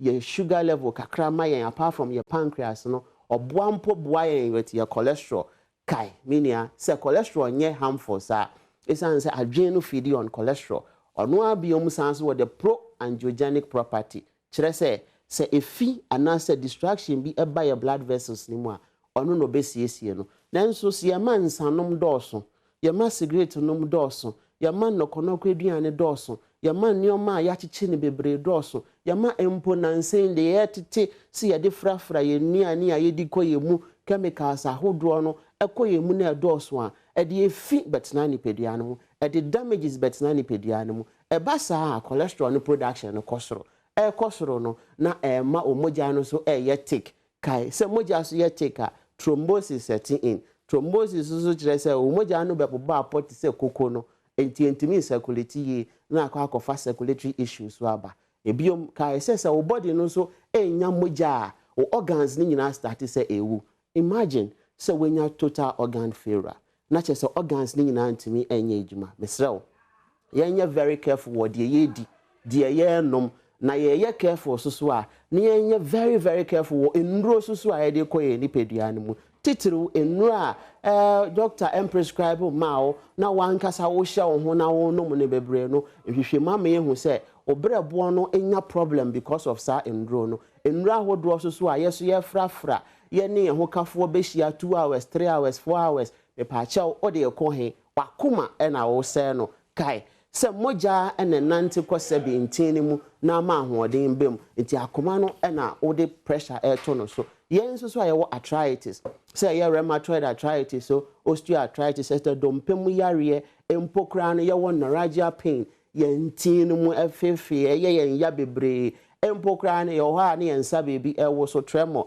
ye nan bebi wo so ye moja so ti bebre abribia cancer arise bebre because of neoma bebre a ye de koye ni pedua no mu eduane bi wo ho a de bia eka ye de some few minutes na ye nanso hours bebre ansa na digest wo ni pedua no mu ama all this problem of chronic cases arise anything as if for see body ro bebre say ye hwe de ye nom ne ye hwe de ye di ne ye hwe ye lifestyle no nsesan nyina no ne ye ma check up so emra ye style ni mu mesraw in our part of the world ye mpe check up nanso yen so ne yedidi kase pa eduane so so a yedi no so so ye heavy food anopo ya me no ka say bra bi e di heavy pan o ye o de kwotena consulting room o wi a o de kwa kwotena se o bebi fa ko fa nkoye ejuma bia in a long term no obohu say o build the excess fat or body ni mu a na ya accumulate ma aboro so wo adipose tissues ni mu na ama moja no aba be ye fatty bebre na obrebo aye fatty in a long term na wonya visceral fat kai say visceral fat so ye belly fat eba wo ye fun ni mu a ema wo ye fun ni ye kese dodo pushi abdominal walls ma ne ba active fat so a start say e produce hormones na rehosam ne say hormones as active fat ye produce no hormone a ebe hyew ma wedidi more eduane so a wedidi so ebe ye fat enuane ebe ye enuane so a de se ne ebe ya obe feed sa visceral fat no na more no so wenyi kese wo ho denso onyi no na o se wontin no na o se wadwen no na o se organ no na o se wo kidney na o se wo liver na ema efin dose wo nipadua no mu efi so dose wo nipadua no mu a unya inflammatory response kai say inflammatory response chere say wo body no chere wo say fia bem nti na pompo obo na ma ho keka obebre na ma wo so ti bebre na ma wo Johnson kala ese bebre na ma infections kwa na asan ba biom utriti kura nche na wo build microbial resistance bebre eche wo ni pedua no mu a na ma systemic inflammation chere say e fa wo ni pedua no mu nyina no mu ma wo moja no nya turbulence ma stasis setting in nanti ahoden a lamina moja ne de nanti no sesa into immune system no so ahoden ba form immune system no so na yes soldiers enkwam a ewo so mo fight yare ahodro nyina wo ne pedua ne mu so ma ahoden ne eba form pe na chese opportunistic condition to me set in yare bia timi ba nti abri bia no na wo de wo ho ayemre mesrel take this special opportunity now make sure say obe visit C4C liver specialist hospital branches in your special promo year for Liverton we go so erane kai say Liverton abamo bia from 12 years and above it is approved FDA now Liverton Kenya obrebo no now obrebo na ejuma also ye in immunization say obrebo na immune function say the CAFA cells the natural killer cells the special satellite cells ebehwehwe fi heptoglobin ebeku omu nyina ma infections awodwe fru ni pedia no aye ni ye empo ya ye moja no aye take no ye nya Liverton na ebeboan na kai say yegusu aye run special promo ni to free number me di tudwe ya bebi a wo bia na ebe free delivery e de amount na ma we ni so emben C4C branch bia no Adom ni C4C ewo Central Region Cape Coast Green Hill opposite Addison Square Garden Aguna Odobe so ye branch kese pan ho Kumasi ejo so kwa mo Jachi Junction ye ho so enye yera kwa nkura misrel Accra ha de wa Denta SDA Junction misese branches nyina ye ejuma from 7 a.m. to 5 p.m. on a dot Naka I said Dr. Tremantin ewo ye Euro branch nti frɛ number ohun wo screen so nane ye nyina enkasa 24/7 ofra ebedi nkomo 050 00 40 331 040 00 40 331 and I say 050 00 40 328 050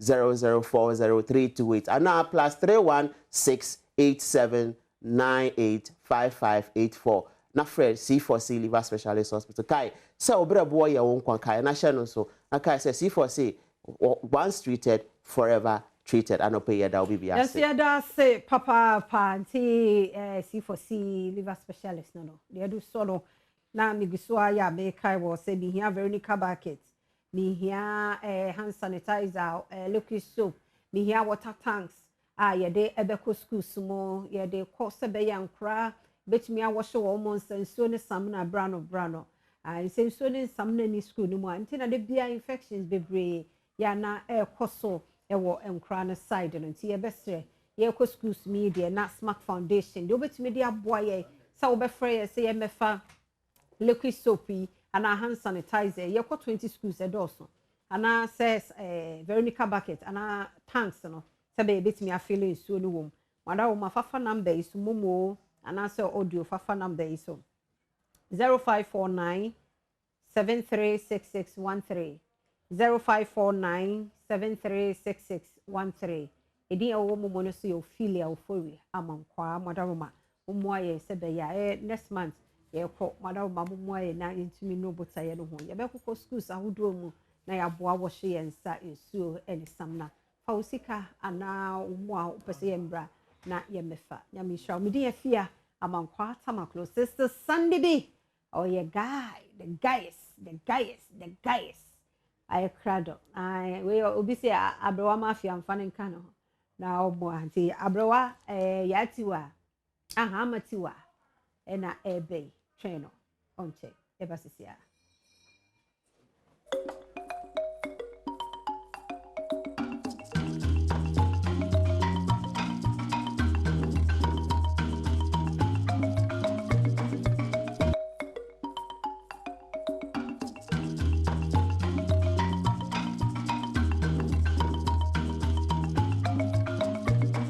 Yo, it's here for my mama Kwaba. And then Miss of Isaac. And I know, pay imagine I say I'm a fast everybody me for bachelor. Me no me so food me fee. Vote I read my bag. I say no, I no power me ba me ba kanya me sem kakra me fachira. I say me see. And then no me ba I say no me I do of frame do me. Of frame no catch them say oh my Ghana nyoma bebre bi wo cost too much. Me sunu wa catch them say me ba catch them say mo ba fast. Moye fast before my foot 28. Ago, Amaka ko bi ko va fi abere de fasting there way. Therefore, you grandma drive on as mami o. Baba me fu mi su nyame wa so mami si me ba ka se me tira Ghana fo. Modawe. You bet you the Jada na him eba o. Mami come asem ni ma fa tira Ghana fo. Ewade wa so mami si me ba ka asem ko. Ago, fia. Kwame. First na me la faji se. Bojibola se mawanya, bojibola se mawanya on fase asati akwara no fase. Enyo na ka kire me se me ba Ghana asumdie peace. Na obi amadam impem mesori no pa we the school bell, we the update. Madam yanya wo day. Kwame mesori asemba na mafanya wa ase. Adey. Assembly. Sorry, no, me chairman. Africa will go out, but so you be sharing and you ma. I don't want to see you. Hey, hello. Who here did me for come? Also, who here don't you sorry them?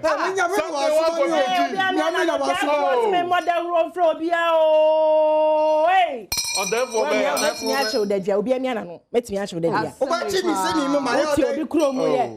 Obi amro na da gro ni amano. Obi amra. Manika se no. Daddy okro ho fo ni tu jata bo ko anye Sofu maninkasa. What has a girl got to do to get some sleep in this country?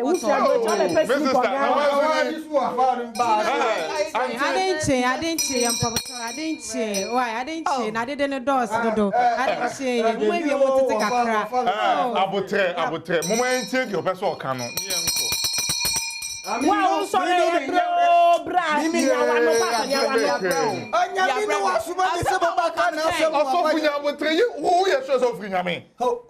Do I am a baptized? Brown top white. Yes, so for him come. I go. Yeah, no, no, therefore, see any. Or therefore, no, catch it off. I made a bell, best show and swam out here. Or therefore, no, oh, sorry, I'm a cheap pretty area. I am crying town. Now, therefore, Cromra, some more than that who is out. Oh, I know. Yes, you won't come once and Tokyo.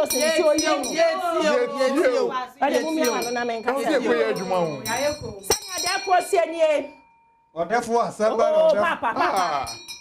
Papa, I saw show so for him, ready, and you're there now. Yamino was Sumami Sibaka, so much now. First, my was on Sanya, therefore, see watch now on the 28th of March. Yohiano Asanka will be a Bomadiam, Rahifianim Woko car park. Will be a Fanasanka, Mamma for 28th of March. Now that watch that free. Auntie. Yeah, can be Mr. Subium. 28 mimi mbajina honu mi. Sanya therefore SCNA. Mi ka semnu. Therefore chra. What the 28th or samai obia bana himfie. O say awe Koko mlemle na hi fie ni mo. Ye fa de yi. O si yo hia no wasanka. Ah, me bo. Wo bia me de ye free. Koko mlemle nye ho na multimedia wo no. You therefore hi fie ni no. E na mo say 20 years dem fa asanka mbra. Atwane. Enye de kwa me kan na. Me ba kwa me say me ba. Multimedia omo be bibi wo ho. Se bibi party e ya sa. Obi amu kwoto de na hi me bo obi amu kwoto de. Nana hi me bo. Nana hi me bo. Nana Piao. Nana at what the fence. Nana nie. Akwaba. Nana ho ofe. Mon sorry. Agudi out of form Nana. Nana ya kwada. Ah. Bokode. O man for no mo ha Nana. Omo ha. Nana adwuma me ja yo. Me ti dede bi na no ode na me se eye. Wa bodwuma. Tia me da obo ni wa ya de. Na me ya ma me tawo. Ensuro. Na asem ni nyina ye tietia. Wadi kan abọ mama ne. Ne nyina ne se nya me adoma 28th March. Busumi ya. Ne de to so aduonu nwotwe. De wo hia ye wasanka e na sumi. Wonya wasanka no a na wo de aba. Mabobua no ha ya. Ha nyina ye media. E wo kokomlemle. Adom FM, Adom TV, Joy FM ya nim ha ya. E na ye di fufuo. Na ye ka wo ma mema wo mo nsa no bo wo fufuo. Ma fufuo kasa. Wo mu nyina eba. Enti de wo hia ye den. Wasanka. De wo hia ye den. Wasanka. Aduane no so eye free. Eye free. Saben kwan na pa eye free. Se enkrakra eye free. Rera eye free. Na me se last year Mia mabubuwa no me top no Adom esewani wode se wa malasia hwewei hwade na we na say ye you akono what I say ye you akono the camera so we ye you akono etim pato hwewe bra na fe me che wade kakre na hime ka so ah memanie ye nko hwewe mra fufuo party make a fufuo party I would just say team Adom TV fufuo party team enti me se nyame ya ma 28 but be se me menda mo nyina mo nya dan medam ase Nana hima sanya wo sie nie ta wo ne ho hia me pa very necessary enam bia bi ba ye wo tawo ye wo nramunam ye wo fresh ye wo dry che se enam bia wo pe ebi wo ha enkwan bia wo pe ebi wo ha eye 28th March 28th March nyame asoma wa wudidi 28th March etimesra bomoden a bra ye nyina ye fo domodom ye ni asa wate ase na ye mo ekafufo de anka betumi adibi ofie bra be sia yen Nana hima ko I will see you there. Nana hima ko Nana yo atu Nana ya dan wachichi mansan Osofu ediemi so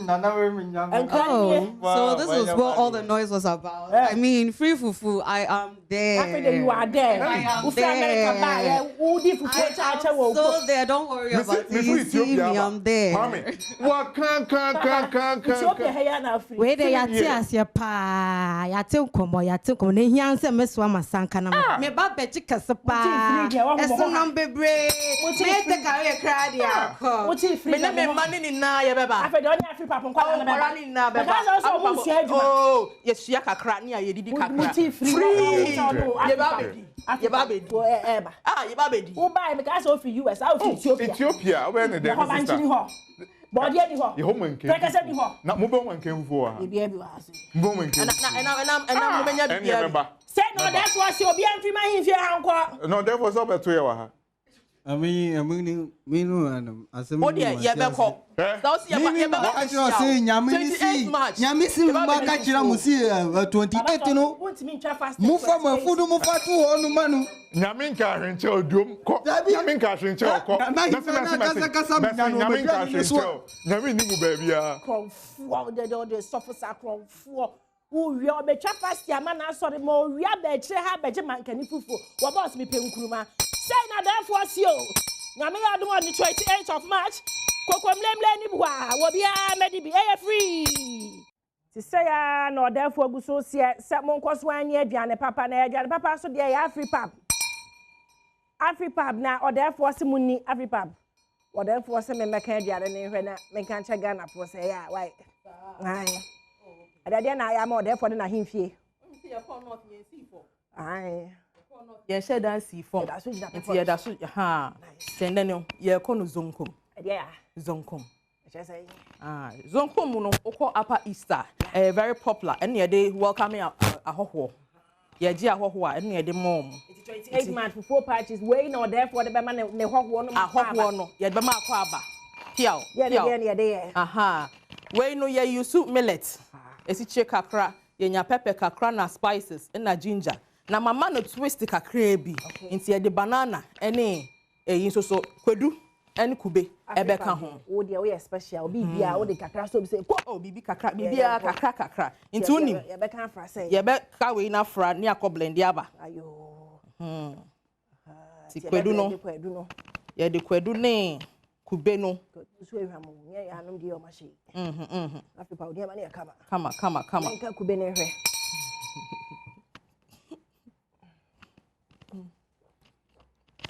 Fresh wo hu. Fresh. Near the mokono aka ho. Ba ko nu hia dia dry ho. Dia dry no. Sa na anji. Na akọ blend. Ye ko blend aba. Nti Oba beja akọ blend aba. Wo blending na na ye den. Ye mix it no. Millet no. Nti we millet will soak for about 24 hours. Be fa say adechi so a. Na afi de we hwie wa ho fan. O say millet hu ye fin. Me hwe millet no. Ma so try there for it me samai. Oh. Wow sha. Ebo bia nim. Ehwa mo. Bibia nim. Wo ho say ye fresh. Ye be ma nsuo kakra. Nsuo sha na nsuo nyunu. Nsuo nyunu. Okay. Nsuo na say ye be ye drink. Ti zonkom no ye drink. Nsuo na na ye de be mix it. You be make sure say nini na ana ne fine. Apply so mra himfia meje adin blend ka ho. Thomas fe ne ma me. So meje blend na therefore na ese. You be ma no spices ne so. Okay. Nti oba na ye de nkaye no egum. Spices na add spices. Ye de hwentia kakra, pepper kakra. E na esuru wisa ne form wisa. Okay. We no ya blend ye kube no. Ginger mekos na aye dry no ai na kwadu ya blend ni say ya blend no so so hwe ne dialect me hwie dialect fagum dialect eni ne kwa ya isability egumi ai enam kube ne ho no therefore be no be bone no na de hwe ahuru 28 of March therefore next year ti ahoho ne be ba ni na ye de we be mama akwa aba yes I 28 bedi fufu dan so Brian fa ayi zonkom emma wa pa na fe dia na de ya man sugar kakra say you drink jo opare e den ya therefore be ma bia no to bo to the sugar no according to taste by nam kwedu ne yedi aye ne ntino wan hwe ne ye ya e be ye dokodoko dodo nti kakra wenye wo de kwa kakra bi na de egum ye wi e be so ne so first one drink na anie eno ani o tiawa kete oh Frank mumbo ma Afripa Frank am akubo ma Afripa yes so drink na anie uya wasa me kan hwe na therefore dey man kan hwe me kwa himfi obepa mo me see there na drink e di share 28 of March 4 party men kan hwe omodin a hwe udi cues be wona ma na ye nyuno me ka me calabash preko me da se wo ho therefore the infant check sister Sandy abotire I said therefore drink it there sister Sandy abotire to drink na you ready eno na you ready you Afripa boy ade ye be ho so wo chan kwala bi san wo adwuma ani intino wa wo fie unya hwenye unya hwi we wie school wo ti ho weti about me ye bi tonton eno ane no ton bottle ba ku 2 cd cry common na emrenti anya sank ye san so blendi we mu ka ho ye be sa blend na se be bebre ha be bebre nti muntungu enya se wo ye ya na wo tu egu ye be make sure say bibia nti ye be so ne next one egu ha sei ice no so say be ya be bia wo no ma exactly nti we want to ma betumi use we ye cheese cloth or a bottle a friend is saying a some bottle and a very fine yeah your friend is saying I na kra machu kakra sister Sandy abotire kra macha sister Sandy abotire kakra therefore the infant check I friend zonkum na wo ye binom ye nuanom Upper East for almost snack na ya kire wo ye kire oni amagana mantin a drink Ghana man tie che oni man kwale omo free school ba uja mountain drink doko na wo ye bi ofie mo omo Afripap na echeche ye Ghana man Adom TV adwe so ade e beba me anom de ada wo ye huye Sister Sandy emerenti we no kura metumi de ama wano fa for ye ni bra na be ka hwe me no nyina na wo na into Afripap ye wa Adenta shopping center ho your number tia 0268 606013 0268 606013 open so behu ye all social media Facebook ye Afripap Instagram ye Afripap Uti muse cubes wo be the pa because that's Sandy abotre adana jokure de abotre I don't person be chinu ya pa is for mo jimani that's on kwam we wo ho na say mo nko a mo no wo so we mo therefore say nke wo nkran ha or therefore be edi ya das me ko ye bi a fridge mu ai so we are aye ready no what pepper uti ginger uti yama na kama bo number no na therefore na tie 0268 606013 0268 606013 Into Osha. Kama uti so nya cold that me no. And one no. Si ginger kakra wo. Wo pepper nsu wo. Bibia. Nti no eyema omuni eyema wo. Me kwa bo therefore man say sonkom na ready. Nti mo fra Afripap ye kwa ye ginem dada. Ye ginem ye ne nkora ne na eba. Ye bedi fufu ni bi. Eno de ye nkwa ahemfie wo sisi a. Eno ane no. Dokno ne nchenam ne bi. Wo ba so Afripap so aye wo dokno. Therefore so to ye dokno. Ye nchenam. Ye snacks na ye wo ha last week ni na ye package bi. Nti wo bedi fufu ni we na wo pesa kwa. Party ne wedding a. Ye nkwa therefore ato ye nkwa. Wato ni na so. Wato ni na. Therefore ene na piaw. Therefore piaw. Na won kwa doso. Why ye be share 28. Afripap fe de piaw. Okay, ene e be sa so ehia nyame bo ochi na.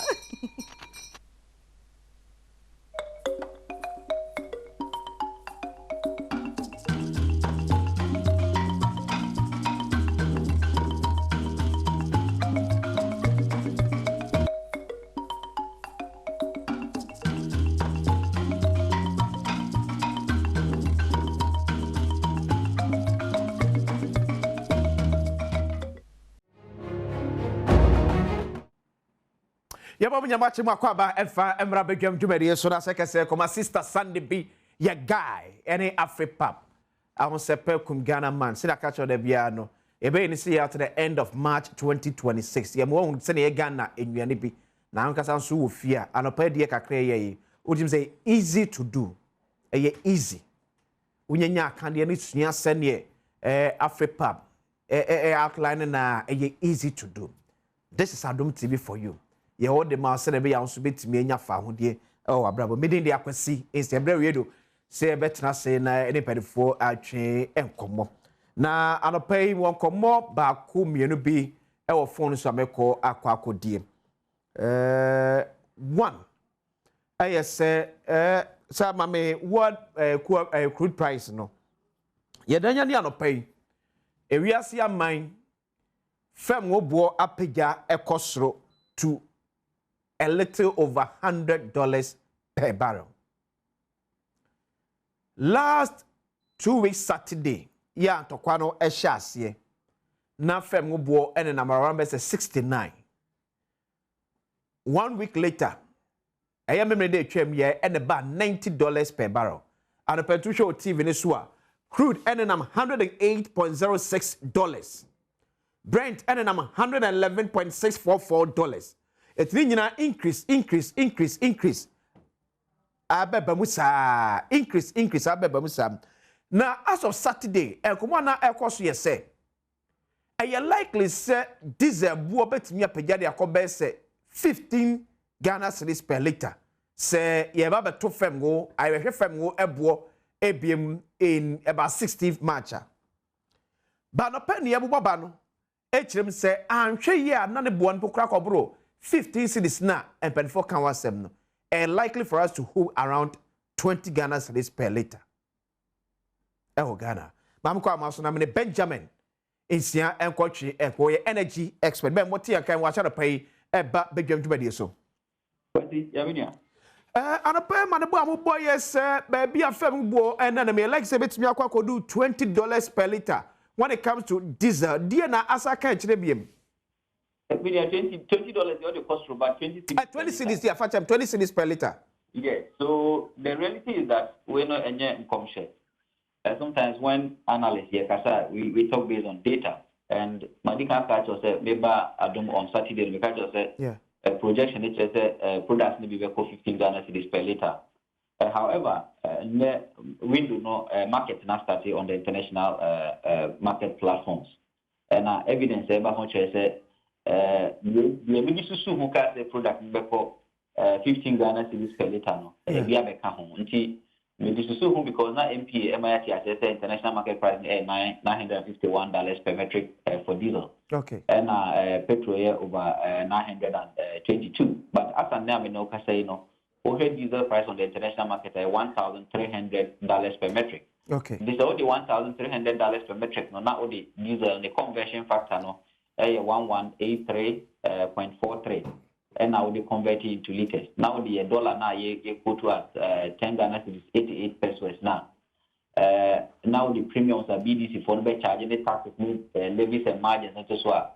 Product the 1 ton of crown, 1 ton of crown, about 18 Ghana cedis per liter, beginning 16th. Unless Sebia a bino and use international market price to sell the product. Or use international market price, not the price in the answer, send the Yehunan per year. One top product no crown and 18 Ghana cedis per liter for diesel. And as a premium so no SSA premium na never know can say no. Bidex na say seaboard for no $150 per metric. But the experience enya say abribia a born air cost we drama so no supply route no SSA insurance no cost not freight no so cost because there's that risk in terms of importing the product. The premium no in there 150 na premium seaboard for no and I say buy the need to go $200 per metric. So the premium no go $200 per metric. I mean yeah, product no go to over 20 Ghana cedis per liter by 16th of March 2026. That is the reality based on this data. Before I do no so yeah tete say BDCs no any OMCs ni bi person mo cause say some artificial strategy be in the system. Oh yes, they are marketers and they are profit-oriented entities. And Abribiano, they want to look at how much they'll be able to mobilize to be able to import similar products. Neno, on the 50 and import metric tons, China no be here almost 70 and 100 na they import. So it's automatic cheap, not to mobilize no for tono and to obey anything. So I think that some of them will take advantage. Most of them will create artificial shortage. Until we call stations be, we call them obviously products in the home. Because when you say next week, we will cost. BDC storage facility and I can't because the product in your product and on ton.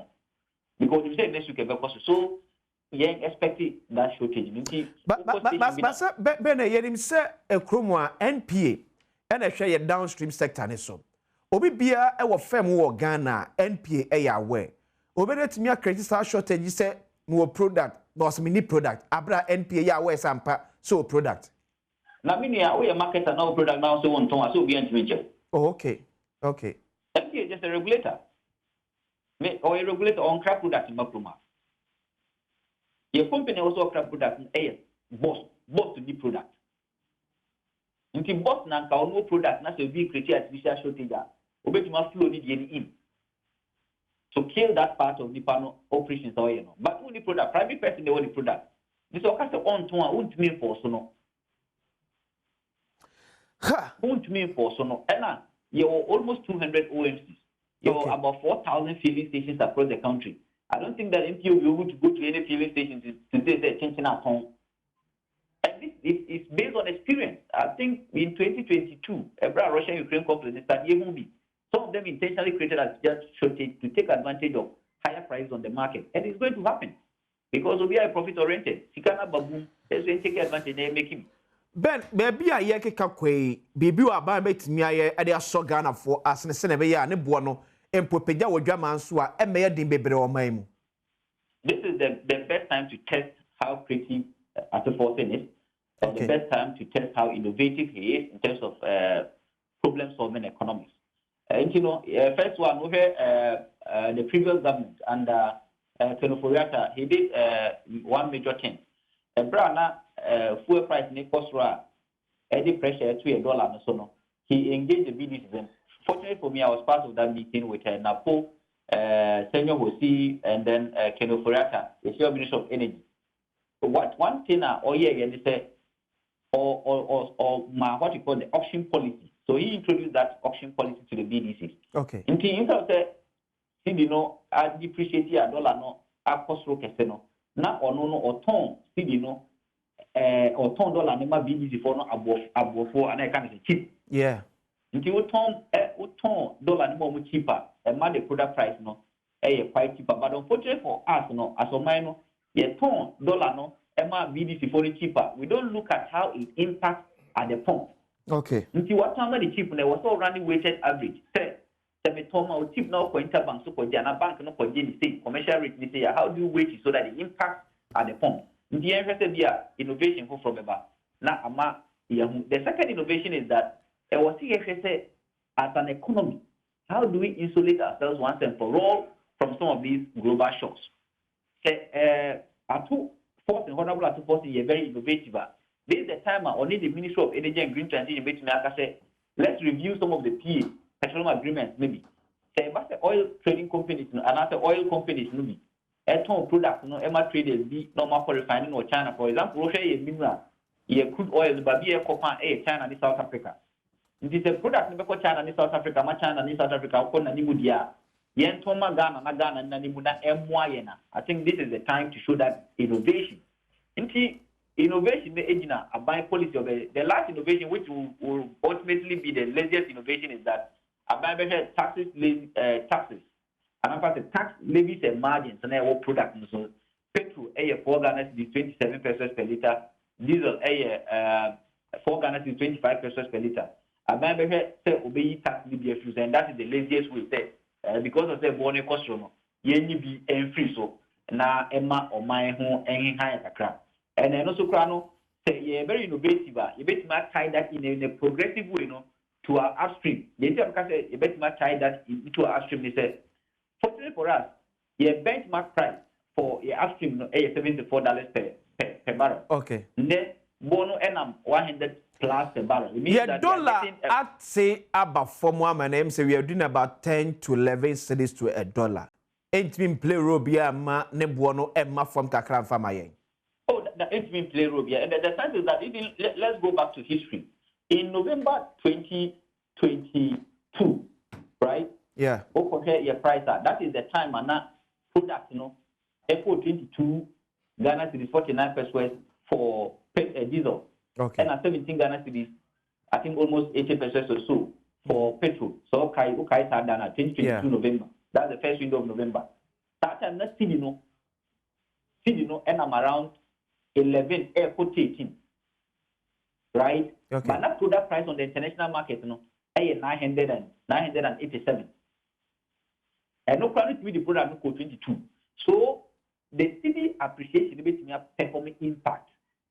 But ain't me will be, for example, here in your website, so this is now appreciated by 1.48%. Yeah. Ain't me will be on a product and the price now price now by 34%. On the product and the price now by about 150%. Ain't me will be. So brace yourself. Say, I then the open for better body unless government uses a strategy to subsidize the price of the product because you take that's what they say. Product you are low free, and these are grapevines. I don't have evidence, but the access product you are low free. Some of the depots are tax. We call them tax evaded products. It is sometimes they are buying the bar market to stabilize prices. Unless they are buying and we are looking at the data carefully. Say, I'm buying baby visa. They are buying visa. Then we raise the issues of subsidies in the Ghanaian petroleum downstream. Yati, Benjamin is a energy expert. I'm saying energy komo. And if I fem bua peja ekos wa German so. It start na between $68. 1 week after Antokwane peja ko $90. And now pay they are reporting $108 per barrel a German so. Dennis Miracles Abuaje Atanase. Apem battery and Boboko there. I was it. Yeah, they are mias. Yamiadum Sunya Pam. But my main cash force Yakupon a yard on the 14th of March. afie mu ena esie ye maame Madam Regina ama minta. Madam Regina ama minta. Ena yesie na memde da no empenfo chemu a anhomachi no num ekusi anopa no nso ene betwa na mu no ahia na ene di enkra na afi empenfo ena to empem ewo Ghana Police Church odoko ye ne Accra Academy edi enimhwe nya kopɛ maame korabea ewo osu emusi efiri na babetena sem efiri ewia dumienu ekosi enwumre no nsia ewo Ghana Police Church event grounds ewo odoko tipachi enkaise ye maame Regina ama minta eyo no eduro nyakopon yard mu a memene da edi enim ye nyina nkone nkota omo achi kokko bia gye ne abusuafo ya mamu nyina hyeden ene kafra Dennis Miracle abwaje musu tisi kroma manfo se prepaid meter ede I was the Adom. Adom. Obi a high down 700 cities. Okay. Or La Paz. Okay. Single room self-contained. And so, Bosumi be out here electricity 1,003. How? Or air condition, or ceiling fan, or ceiling TV, fan, or ceiling fan, or microwave, or ceiling fan, or fridge, or washing machine. They be only microwave, only washing machine, use air condition. Obi use air condition back home, or TV, or fridge back home, or microwave. Utia 500 cities. 3 days was a 4 days beer. Wow. In the past 1 week, me show the number of I can't say prepaid bills receipt and mesaka 100. And see your coin no. Utie nkomodie mu na utie nsɛm a ɔmanfo ne kana utimi sɛ ɛho bɛnya sɛ nyina area no bɛtum na ban yɛtumi ayɛ ho bibi obi wɔ cold store ɛnka ne no tuya 500 cedis ɛno tuya 1,005 obi tuya 1,006 obi tuya 1,007 imagine sɛ mama fa we bi nkyɛw na wa de wa kasa kan okay ma de ekura wɛn sɛ de bɛyɛ a wa bɛte de America na sɛ yɛ hwɛ bobɔ date no wabo date no wabo certificate down okay top yeah okay so me who also top up March 1 2026 12:52 am 200 Ghana cedis 3 days later and also top it up equal 300 Ghana cedis 500 3 days later also top it up equal 300 Ghana cedis 800 or try say or top it up on 8 March anye ye at 107 and 11 or better top it up ye man or top it up call 300 Ghana cedis. 8,001. So from March 1 to March 8, what to almost 1,000 Ghana cedis. 1,100. Sunday power so is air condition back home. TV, menu, and a microwave. And no use one if and a lights. 1,001. 1st March to 8th March. 1 week. 1,001. Into no bosomi be kwe no. No, I thought electricity in Kwabe 4,400. The any true say meter na issue about because we are not deal. You see, meter na nkasa na ebo ho no ye problem. Okay. Meter na ebo ho no enye no ye problem no. E system na wo meter na chi no. Akwa te say wo kura wo phone. Na say me phone dey trick credit, o dey call electric credit no. Enye wo phone na ye problem. Telcos na. Yes. Okay. E just obi ka chiro say meter Sabi on kanu krencho. Meter no. Sentina abayin to me ka say ma electricity so anama tum. Or so tumu or ECG office. By reflective or meter no. Yeah. Abayin no to me. It means that our systems are eno to me determine we meter and readings. Into the issue is not about the meter. It's about ECG near buying or more adjustments or more. And I'll show you something. You will be a friend of scaled bands. Okay. Scaled band charges. ECG ewo. Now this scaled band charges, you know. I could see no. There you say. A share yeah you useful electricity, no. Na at the end you have to group people. Now my charge or charging per kilowatt hour. Okay. Into 2024, the better material the NTR. So we tuya do amount. Memma and dream say we meter there's something wrong. Na you buying na 1st October 2024. 0 to 300 kilowatts per hour no. Now I buy charge a 1 cedi 60 pesos. Okay. Me use residential don't go. Me go commercial don't po. Okay. Omo mo 301 to 600 kilowatts per hour no. Okay. Or charge 2 cedi 12 pesos. Okay. And omo mo 601 upwards no. Now buy charge 2 cedi 12 pesos. And then Okay, in fact, the 1st October 2025. Omutumu, every Omo use 0 to 300 and movie from 160 pesos, equal 190 pesos. Okay. Omo use 301 to 600 no, a movie from 212 pesos to 252 pesos. And Omo use 600 upwards no, a movie from 212 pesos to 252 pesos. Okay. Sebe no kasi, bands no, aye use no, a 0 to 300 and a movie from 160 pesos and what 2024 no. Okay. To 2 CD 10 pesos. Maybe. A move from 1 CD. Okay, and I can say 60 pesos to 2 CD 10 pesos. Na 1 CD 60 pesos. 60. It best 0.5 na ba count. 50 pesos. 50 pesos na ba count. A movie from omo 301 to 600 no. Yeah. A movie from 2 CD 12 pesos. Okay. To 2 CD 77 pesos. And omo 600 upwards no. A movie from 2 CD 12 pesos to 2 CD 77 pesos. Yeah, calculation. No. Na scale band, no, I increase it by 30%. What it means is that, say first now we talk 200 cities. Now and then we talk more. Men financial will meter. Actually, no. Yeah. The charges now, if you didn't the charge on the BM. Okay, but when say increment are buying the about since President take you office, about 28%. But the charge man more than that. And until a baby can say, I don't know what to them 28%. And so I say, you have more than 28% is now more to wait here. And this is the reality. We cry Nanche, also the Benjamin is Yakasa. Yeah. Nancy, or you maybe. You can't you confirming the Jumano. What is happening? They say, a buying a casocra charges, as I saw the charging based on one indicator in Grano. What are you, Yamanaboso? PURC say, almost to electricity more. And I'll read the PURC's own way. Almost say the quarterly tariff adjustment tracks and incorporates changes in 4 key variables, namely the CD dollar exchange rate, inflation, electricity generation mix, and the cost of fuel. And almost determine prices. Yeah. PURC account. Almost say this mechanism tracks and incorporates movement in key factors. So key factors. Okay. Omo ba beto quarter 1 2025 quarter 1 to quarter 2 beto electricity no projection a omo de year say eno na year exchange rate projection area 2 15 cedis and so now actual like one time no 13 cedis nti omo use almost about 2 cedi more and omo de year calculation e charge ye time na ye ba beto nkania bom no now dollar to CD 30 Ghana cedis to $1. But PURC per again at 15 Ghana cedis to $1. Okay. Fourth quarter.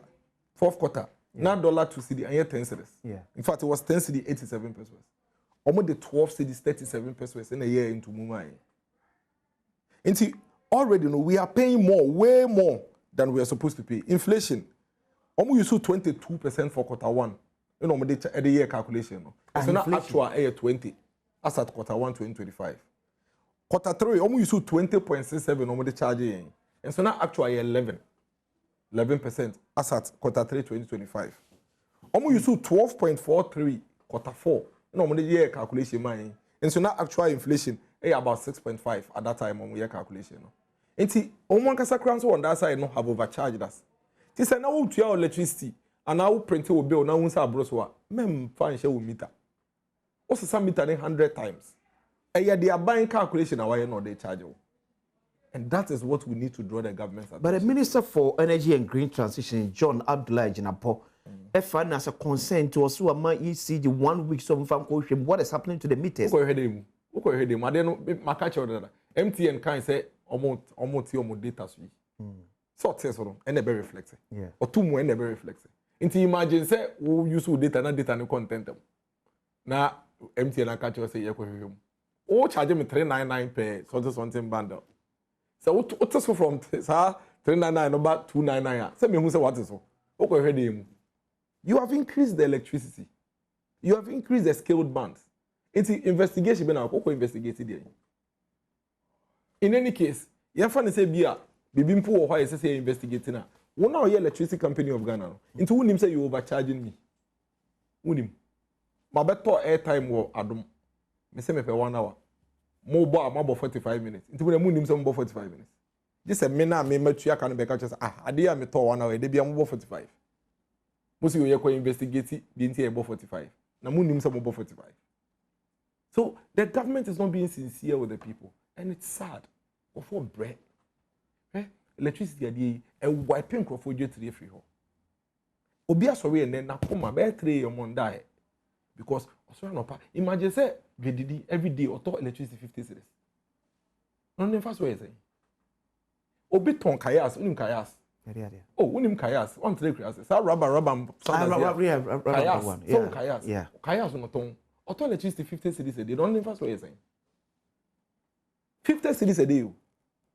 Obi no 100 cedis every week. And then otua 250 cedis. Moi mufi akojo akoto boate. Ono anu num to aka ojo FM. Also not 250 Ghana cedis a week. So to 400 or 450. These are the realities. 250 and 400 or 450, 28%. And bonus are, how are you not able to rectify this for the people? Go for bread. It's also sorry as a finance minister. Obe catch any pan say o pomocho. Omontete ni amaswa. That is how can on mind you don't know what's going on in the country. Because me ya port we aduma, me ya coast to aduma. Inti me koto port we ne fitema aba port aba me cold room no. Na dollar inti yateso. Yeah. Inti box no e bia na 100 cedis a me koye no mo de aba 95 cedis. Sure. Inti akwasi isi a me nya 5 cedis. Yeah. Me de cold enam no be share me cold room no. Anka sese me sa 5 cedis me tumi de teso ma wo akwasi na obeto no. Me tua electricity times 2. Me de ateso. Nti ube catch me say oh go store for yesterday mo dollar ba fam nti mo tete ni o ma so a. Omo say de bi yeteso yi. Ko dollar na ba fam no. Ye cost da ye nya no. E cost church driver. Ampa what if was woman? But no, or ye, you my business no ye. Or coffee, ne utilities cost. It is our name margin, be no nya one church or so. Obe make sure we enough margin. I bet to meet here, the fee electricity in so day. Amano. These are the realities. O come say IMF conditionality. So I come IMF. Na say no correct. Then no correct. Say IMF conditionalities nitina. Some throw if you bun some jim. And try if you bun some jim back up IMF conditionality. You know, so me read the way you know. Na fe HM. With the chairman. Okay. IMF on page say. Page 67. Okay. I say implementing an upfront weight average electricity tariff adjustment of at least 29% in January 2023. That's prior action. To limit the size of the energy sector shortfall. This will be followed by quarterly tariff adjustment reflecting exchange rate, inflation and fuel price changes. Okay. The outcome. I say a chair say quarter be increase electricity. And then yes, and what can I say? No. So now we can teach mu chief presenters mo brofo si obia. We are aware say chief presenters are the best grammarians because you need to understand it in English first. It was until kind we translate it to tree directly. Yeah. Translate the outcome to tree. I want us to do this. Translate it to tree. What's translate it to tree. What's IMF we say quarter bia na bosome miense bia no. Yeah. Ko hwe enyina makane anim na France sakraye ebra ebuo nim adjustment nsakraye meboa. Yeah. Ebetimi akosoro ebetimi abafo. Adjustment nye ntomu. Okay. Adjustment nye nte so. Enko a. Ose ko hwe nti ebetimi akosoro ebetimi abafa meboa. Yeah. Nti yenjin ntomu say nowhere in the IMF condition the can say yentum every quarter. Nti asa yeduma. Okay. The be okay nti asa yeduma. Wona akofa ba ye say yenko evidence base. Nti asa yeduma. Yeah. Okay, number 2. What can you say? It should be cost reflective. Yeah. Taking into consideration then some of the key indicators. Inflation, exchange rate. CD to dollar exchange rate, any fuel price. Fuel price. Yeah. What it means is that say wo kwa yen sakran na menka say wa akotena se da bo otrim. Niema esesa wo hwe na wo de yen sakraye e wo electricity bo ni mu no e inflation. CD any fuel price. It is a woko na sa akosoro a otumi tum mane ye. Yeah. Woko na sa be form a e say wo ye den. Otiso. In the last 12 to 14 months, I have told electricity 28%. No? When we say inflation, when we say dollar to CD, when we say fuel price, in fact, we have seen an unprecedented drop in inflation, never seen before in even first world countries. from 23% to 3%. Cedi to dollar from 14 cedis to 10 cedis. Fuel from 14 cedis to 9 cedis. Into a buying way, only justification beer to increase electricity by even 1%. So one tesumpa and so ja will be your head or better no. In any case, my main will be. Okay, so buying way by 2025 first 4 months. You know the tax be by a friend of D levy, Broomsall levy, 1 cedi per liter of fuel. Okay. Dear no cast this as card the so say to firm or the quaco tria a car that energy sector. Great. Not the be sort of fund once why they up power electricity a day. Am I? We already paying for so-called cost. No? So tell them what here. What the IMF says is that what charges for the quarter should be cost reflective. Cost reflective, che say. Send me a neck born at no. Sad as I say utria. Say Endra, omo noa enyina monkania no. Na inflation is 20%, dollar 14, and fuel 14, and now the ma Ghana for 10 cedis there. And then inflation is 20, na about 10, na dollar 14, about 9, na fuel is about 5. On to mean to your 10 cedis be money because a canna or the boy out the no and I day a coffee and your cost reflecting. Yes, I was what to say day and money pam. So this government is defrauding the Ghanaian people. That is fact. Abaiwe, defrauded Ghana or rob or buy a chrono by attempting to increase electricity. And I'm so cost reflective IMF condition you soon see. And at 2024 back here, 2024 MPP are buying no credit for IMF the buyer no. We need to say electricity so in the year 2024. Go and check the first quarter. Your friend said 2024. Yet electricity so. That's after entering into IMF in 2023. Yes, yet electricity so. Okay. About the same nipa no for IMF buy na condition to meet electricity so. Now the oba no every quarter now this be make home. So what's the basis of ma NPP time 2023 2024 yetif. Okay, say ye bunkam if 2023 by 2024 no. Okay. Now inflation here was proper. Okay, so moving from 54%. Yeah, but in okay. So if you go and look at the MPPs where referring to regime, even under IMF condition, I realize that quarter on quarter, now it keeps coming down. Into even 2024 last FN is saying adjustment here in it was just 6%. It was cost reflective. Because now inflation is buffem, now dollar buffem, and a fuel also here a buffem. That is what the IMF condition says. From NDC penny beer from Oman Penny, John Dramani Mahama, His Excellency, to the last person in NDC say, on metro evidence beer or IMF agreement beer. I say, a coin beer so quarter swan, I see a to electricity move my way. Mammy can't say Mission Show. Okay, NDC for say, na IMF no, Mona Mudi Tiko Shemu, and I'm IMF conditionality biba ya, and Nunti, your friend say, quarter beer, your to electricity move. This is not the first time Ghana acquire IMF. And this is not the only IMF agreement quarterly tariff adjustment for the utility here then. Near 2023 there no. May what 2015 IMF condition no. Okay. Can the cycle no they can kakra. Point 24. The utility tariff policy will continue to aim as a primary objective at ensuring that electricity, natural gas, and water tariffs at any particular point are cost-effective. This is achieved through a biannual tariff review process and quarterly tariff review mechanism under an automatic adjustment formula. The PURC is planning a major tariff review, which is to take effect from October 2025. It will look at the electricity generation mix to determine the fuel and price mix, which has changed substantially following the relative decline in hydropower generation. So you see, NDC ni be a catcher say MPP4, moko IMF B, mo shame say every quarter, to electricity ne bin see that ye ba 2017, ye be inherited IMF program. So them sir. Yeah. The same IMF program now NDC4 inherited from here, no excuse, me be inherited. The IMF program na ye be to ye NDC buy na what can you know. Yeah. Sa IMF program na NDC year no. One kind quarterly adjustment wo. Automatic adjustment what kind wo. 2017 ye ba mu no. Yan to electricity mu so ni. The whole of 2017. 17 yan to electricity mu. Meanwhile na IMF program na NDC for the yakwa kwahye mu. our day electricity automatic adjustment ashebo by anto electricity 2018 yet say electricity was 17.5%. Now NDC for IMF there be NDC for IMF programmer the automatic adjustment here then aba ewo. In fact, mamika say mitro in the last 17 years of Ghana ya brabo. Okay. Would him say MDC bu o minor 9 years out of the 17 years. Yeah. And MPP boom 8 out of the 17. The last 17 from 2009 to 2026. 17 years. Yeah.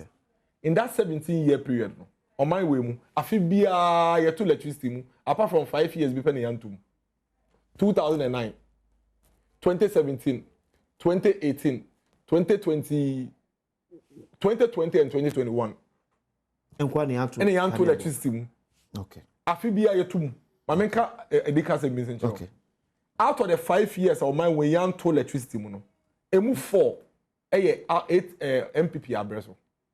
Out of the 5 times the young to electricity work Ghana, emu 4 NPP government. 4. 2009 pe under late Professor John Vassar. 2009 first year no pe no man to electricity. Every year be omo abem be omo to electricity. Every year be a NDC aban way. Every year be omo abem be omo to electricity. Every year be a 2009 no mo ba first year ne pe o say amam pe no 400 over ma no. That's no mine tier no kra no. O mine mu de. That was the only year NDC increase power. Every year out of the 9 years NDC atina konwa so wo my way wo to electricity mu. In fact, aban bie no wa to electricity mu akosoro so NDC aban way. Cumulatively 9 years out of okay can empre 9 o me ato to nkania ebo mu. Empre 9 there be o kan omo 9 years no matina konwa so na. Omo increase electricity bo wo my way 294.6%. Efrifa figure ben. O PURC according to PURC. PURC data.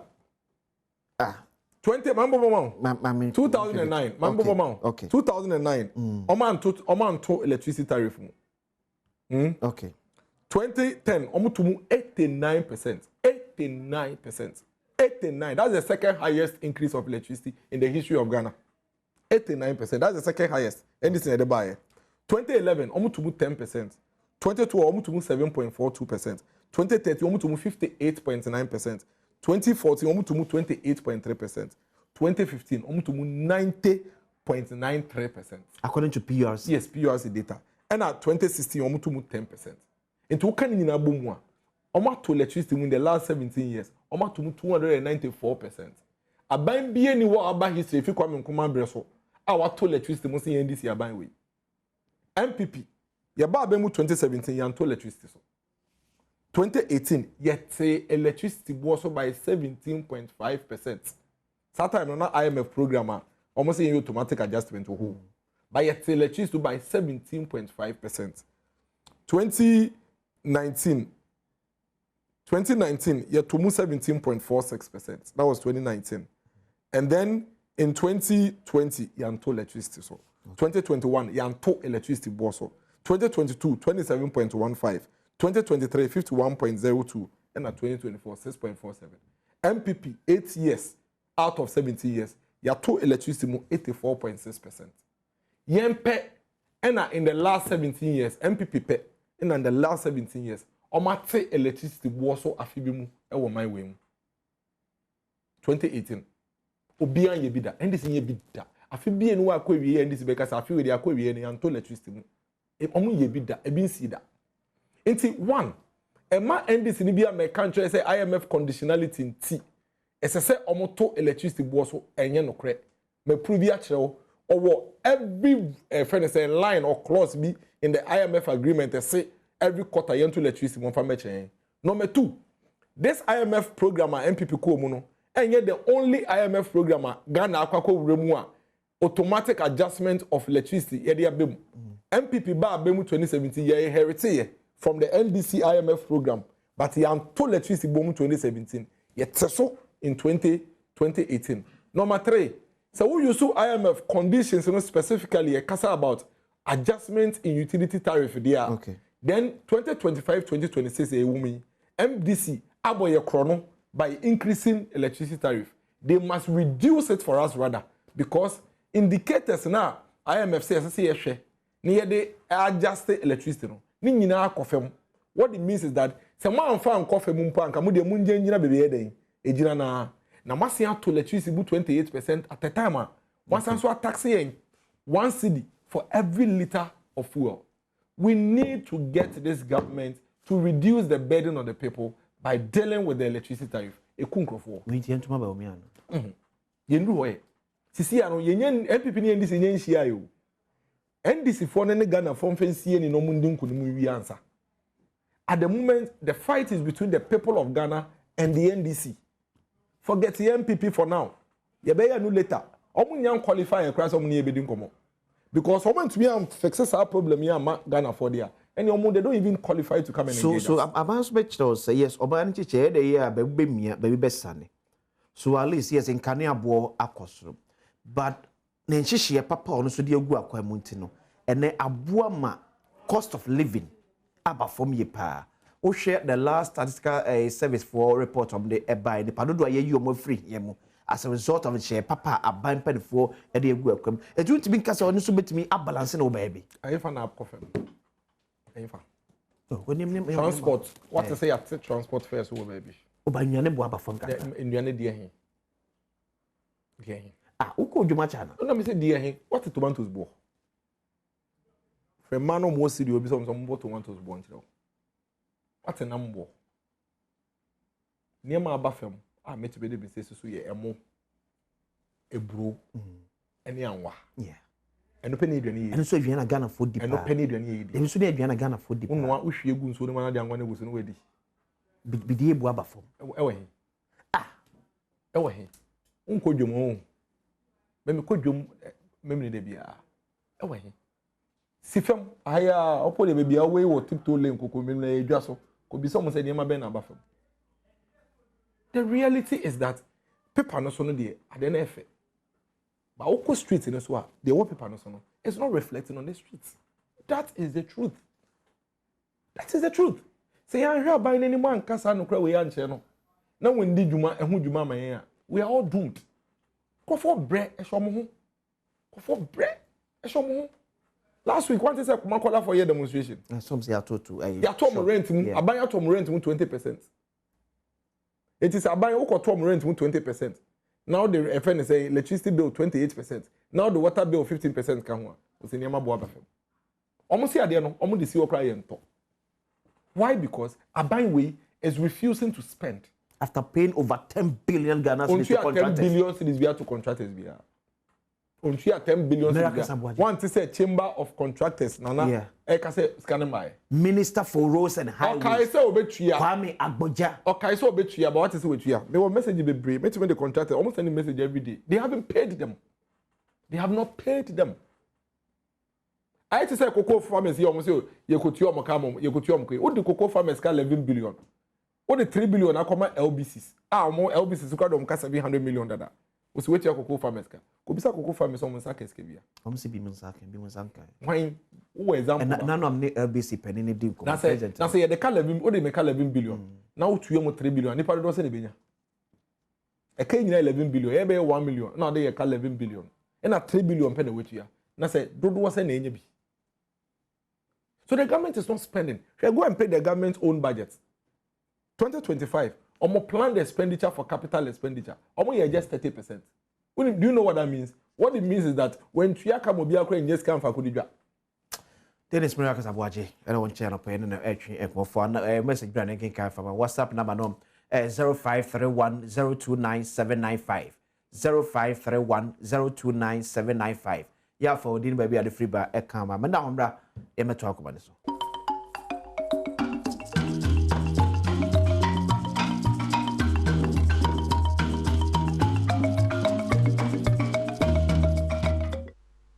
Yes, I'll come baby. Every Badwam video. So, Dennis Mirakas Abuaji, electric war. O comments, yeah, or the Abba, every day, so making Kai at the Amawo. Also, for the Maya Fabra 0531 029 795. 0531 029 795. This is Badwam. I am for comments, no AC. You muy drinking can find free other channels. When that's so now be a baby, a free ever. Well, see, good morning, sir. No reasonable person will say that 2,570 Ghana cedis is better than 3,625 Ghana cedis. But only some NDC communicators are saying that government and cocoa board should pay the cocoa farmers as soon as possible. ECG is overcharging Ghanaians. Why? Mr. D.Y. Asare, Edwefri Akrokari, and Ode Ebai. Well, see, please, Mr. Host, always mention my full name. Why? Any serious person who wants Ghana to move forward should not listen to MPP just 1 minute. Their mindset is to make GM government unpopular, but emfa. Miracle Abuaji should go to Abosokai and get one shop to operate. That will help him rather than defending the MPP. Julius Agbowa, from Obuasi to Tuka, and on the free Ebai. Well, it's a good morning, Akwesisia. It appears that the NDC supporters' comprehension of adjustment implies shifting something to a higher level. Notably, the MPP government took over an economy under the IMF in 2016, which had the same conditionalities, yet maintained existing tariffs despite inflation and macroeconomic indicators that could have warranted an upward adjustment. In fact, a reduction of 30% in ECG tariff was implemented in 2018. For educational purposes, the breakdown of the reduction was as follows. Residential, okay. Also, the breakdown here, Petro Dennis Miracle Abuaji is always doing miracles whenever he's on set. Fact and figures at play. He doesn't speak based on emotions or raw thought. God bless you, Dennis Miracle Abuaji, master planner. And I do a buy. What's a good money, please? If I may ask Miracle Abuaji, he knows all this analysis. But in 2023, how much was bag of rice, sugar, oil, iron rods, and coal? Please tell him to stop these lies. My regards to Honorable Diane Hannah Bisiu. To us also say, unim wenyi na 2023 na iron rods what to say. Na oil what to say. Na rice what to say. Tia tutia na omo se omo ba omo betete so. Okay. Omo betete so, especially electricity ni ade. Okay. Omo ba emu ye ene ye ka ho asem. Okay. So I just it is omo tumi ya na nkoma ka. Okay. Please, I was a good one. This is someone the nation is proud of now, especially with the ordinary Ghanaian. Kudos man. Kwame Asante we free secretary no and or they a buy. I'm for way. We see, please tell the MPP man to stop misleading Ghanaians. We are good under NDC than MPP, than Hero from Brekum West, and also we a free a buy. When it comes to development and social interventions that have universal benefits, MPP stand tall in governance. Honorable Atobra from Kumasi, Adom. We say good morning, brother. Every opposition party thinks about this nation too much. Fear politicians from Addis Ababa, Bompata, and the free buy. We say Ghana celebrates its 69th independence under leadership that has been marked by rhetoric and incompetent leadership. Comparing MPP and NDC's achievement reviews the MPP's superior policy implementation, including NHI, free maternal health care, metro transport, free SHS, Agenda 111, and One Nation, One Factory. The MPP government demonstrated resilience during the COVID-19 pandemic and the Ukraine war, maintaining worker salaries. Given this, the current president's recent statement about external shocks impact the economy appears inconsistent. Same Boache, Edwin Free Asamake say, and also the free buy. Well, it's a good morning, Chairman. I'm across here from soon. Please tell the government to reduce electricity bills because it's too much, and also foodstuffs are still the same. It's only rice and oil that has reduced. I could just add it here. Okay. Mate, Mamefa, we. Well, it's a good morning. I say Miracle deserves to be NPP's National Communication Director. What's that? You want to be? Why then? David, Minister Adom. Unyanwe ho sa. So I pray MPP National Communication Director. Okay. Etienne Paako Fido Koto from Atwimamponua. That's my dad says why. Also that was unyanwe ho sa. Okay. Mamenko anyway. Well, see, good morning, host. I am very impressed with Dennis Miracle Abuaji's excellent submission. The electricity tariff is dwindling our business. The NDC cheating us. Nana Akomia. Hey, wait. Nana Akomia will keep the boss. Nana Akomia will keep okay, everybody. Good morning, please ask Dennis. Before President Kufuor was about to leave the seat in 2008 up to 2016, what is the situation with our power? NPP always create a problem and turn themselves like, oh, that patch come back, now me can't wait there. Or see, NPP create the problems and turn themselves like angels to preach lies to the people. We are awake. This nation needs good leaders. Leaders with integrity and not men who want our money to buy house for their girlfriends. Hey, assembly. Tom Kuti. That's how to minister to bo homode na to minister so to dan ma ogela. Se boni ni. But at least do so is down. Electricity is expanding in the villages and cocoa farmers should be to this current price. Maize, rice and beans sold at 3,000 for beans and 1,100 for maize. Now sold for 450 for maize and 1,000 for beans. Hey, please go master. O de mancha da auntie as a facha me. Why mancha da auntie o de an acid. Hey, yeah, mamwe. I can say good morning. Our light has become light like a traffic gator every day. Every 4 days, 100 Ghana. I always ask them why, and they are probably no answer. There's one thing that I can say is that there's no engineers in Ghana. Have but engineers in people Ghana, but you can. Hello, good morning. Tell Miracles that I like his submissions on any topic given him. He backs his point with fact and data. Kobe Ray from Kaswa and Ode free a buy. Well, see, please, Mr. Host, tell NPP people to keep quiet. They knew all this, but they did not. Busy money from Offenso and also the free ever man. Pick last one winner. Many Miracles and Rapia Patchman way. Ask him when is kind coming back. Obrigado from OT Ostamani. Osimusa said that Ben Kennedy. So that Ben former finance minister ever back. Or your friend is saying court issues with US. Okay. So this will be your eba. Okay. My mama answer. That Ben said the name Tamaklo or the neighbor. Also be sad. Okay. Okay. Eti we also eso ebisa and part of FIFA World Cup ya yekwe. And for him could do a beer chi mobi could you sika endi. Srawada. And could do a beer chi keke mon could you sika endi. Abra want to me kura mo ama onya ticket.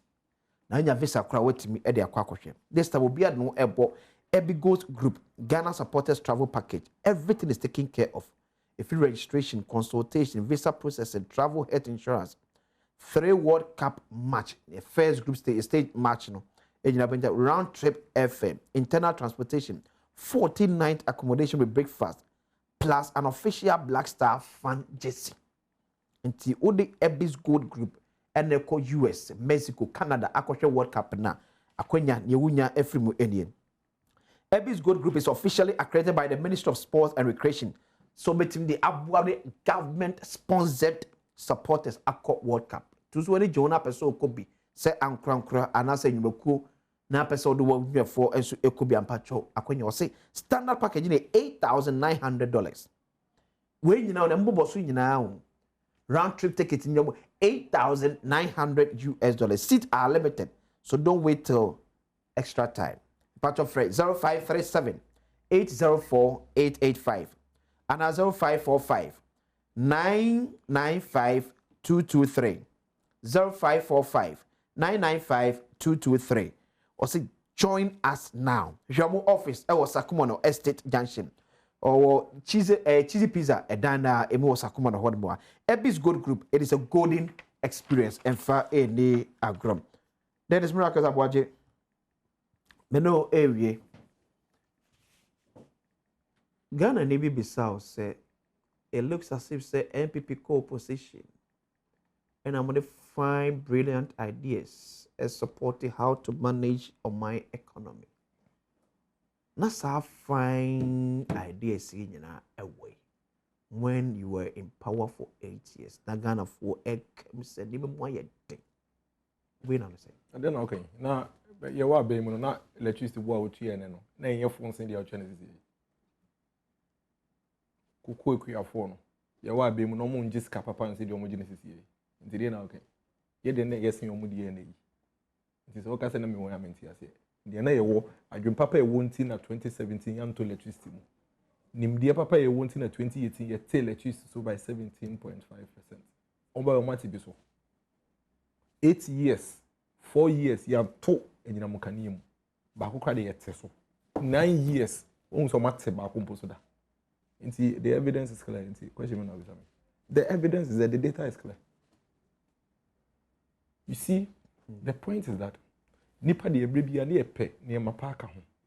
Ena yetie so utuminya atare we na wo sha e chena bon so mpe bi ope foforo. Eno nkyere se de na wo hye ne na ekoba wo na ma won de wo. Mfa so ni so. Na mum se be kasa me pe foforo. Na me de me ho be hye won sa. now the other road and I'm sharing free me one. Let us say with my bro. So the point is that the NPP wasn't entirely the best na Ghana for pet. But see the total way mu dia. Let us say we mu dia.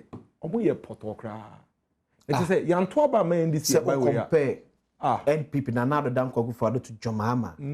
Jomama ye potokra. Na me ba o chebe ba ko. Omba ye 12 months ni 12 months. Say me landmark program bi omo dia ba e den sakra e ba Ghana for dollar bafem Matthias enti tiptoe lane for na market for no for so be no so mo. Dollar bafem.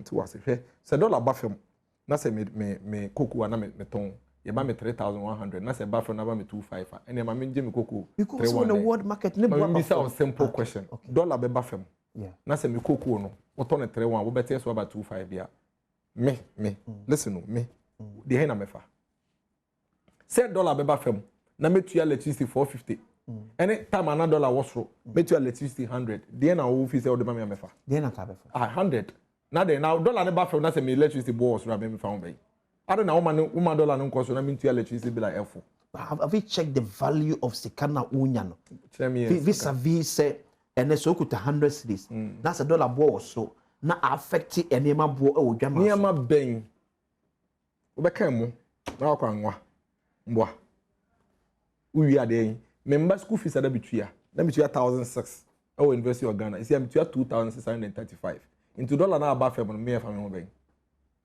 me ba hostel na me tua 6200 wa bra na dollar wasro dollar about fam 7800 na me tua into me fa me ho ben enu nti na ye catch us aban no bibi fundamentally wrong e ba ne say na omo ana omo dollar wasro no na abrabo ni mu mresen wo dollar na ba fam no.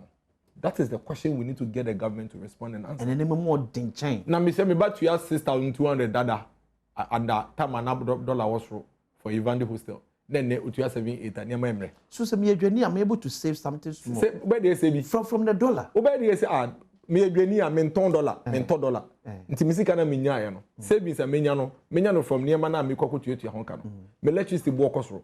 Me nso bo okosoro. Me ba school fees bo okosoro. Me ba hostel bo okosoro. Nti it makes evidence. So be me adwani na me kra na me fra mo no na eba. For example, cost there na working. So na me kra cost at best 10,000. Now, $1 above them to be a save best 1,000 cedis. Me ba na me be go me store na me to 28% more of electricity. Let's say more about nkomo ho niema wo ho oha wo ho nkomo wo ho ese se mo me twi aban we de san be se ogu o man no because how to be so aban a wo say economy na ye niema ko ye dollar e ba ne say na 1 million cocoa farmers and what we yi omuti etwa obopong a omusika ko di awiemu a untu ntu yomuka e ba ne say unim say aban we edwa nanum honorable akando edwa nanum say aban dada no na ye wo de efe no quota system or health institution man ya de papa and then unim so the principal as e konso omundi ne quota system no entron kwa ade bie no aban we aka o maba o maye o ye ba ye better electricity ye ba ni atum oh, you buy mama 133 you buy na ya pam nkrofo fi adwuma mu quality free senior high school. What a quality no wahu. Enuane papa. Wahu bi. Unim duane a school for ni di. Enuane be no mu di. Nsu a ye de anwa pete ani. Ene ye de nchire gu mu na nkola ni. School be. Every girls. Every mu cry some of them wan koda ni ntem kwa unya duane ndi. Wan koda ni ntem a. Oh, what they say tio. Say me no.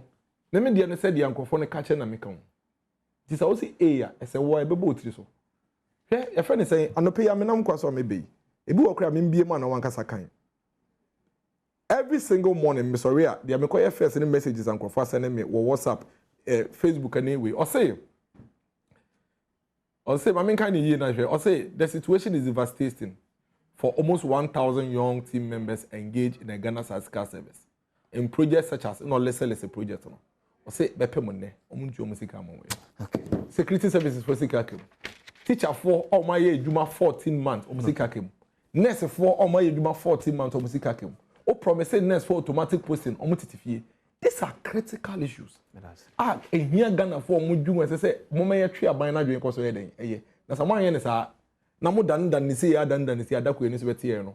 Negu no master so muni no mo journey jai on my way. There is Miracle Abuaje, and our permanent action and Komekas Yakopon Yard, my memory, dear, ye papa Henry Opoku. AK chairman Kwame Adu eyo no ebaso ewo Osnase yeah Osnase the beto mpem ewo Pokuase Lance Park Agrek Park anapa 5 AM pepepe ni akopa ne krabia ewo Osnase ye wo apoye mantemu abusunya ba behia na ne kwesera nso no akọ na ase asori ena tofu basa behia wo abusunya fie ewo Pokuase Agboji Junction we are 2 PM pepepe after church service yenkai sabe me den na chairman Kwame Adu eyo no enso ebaso me dey akwesi say na sana pa oje bre na account yakomo ya adbo chance if say dey hia akwesi na Ghana's #1 account TV station Adom TV dey account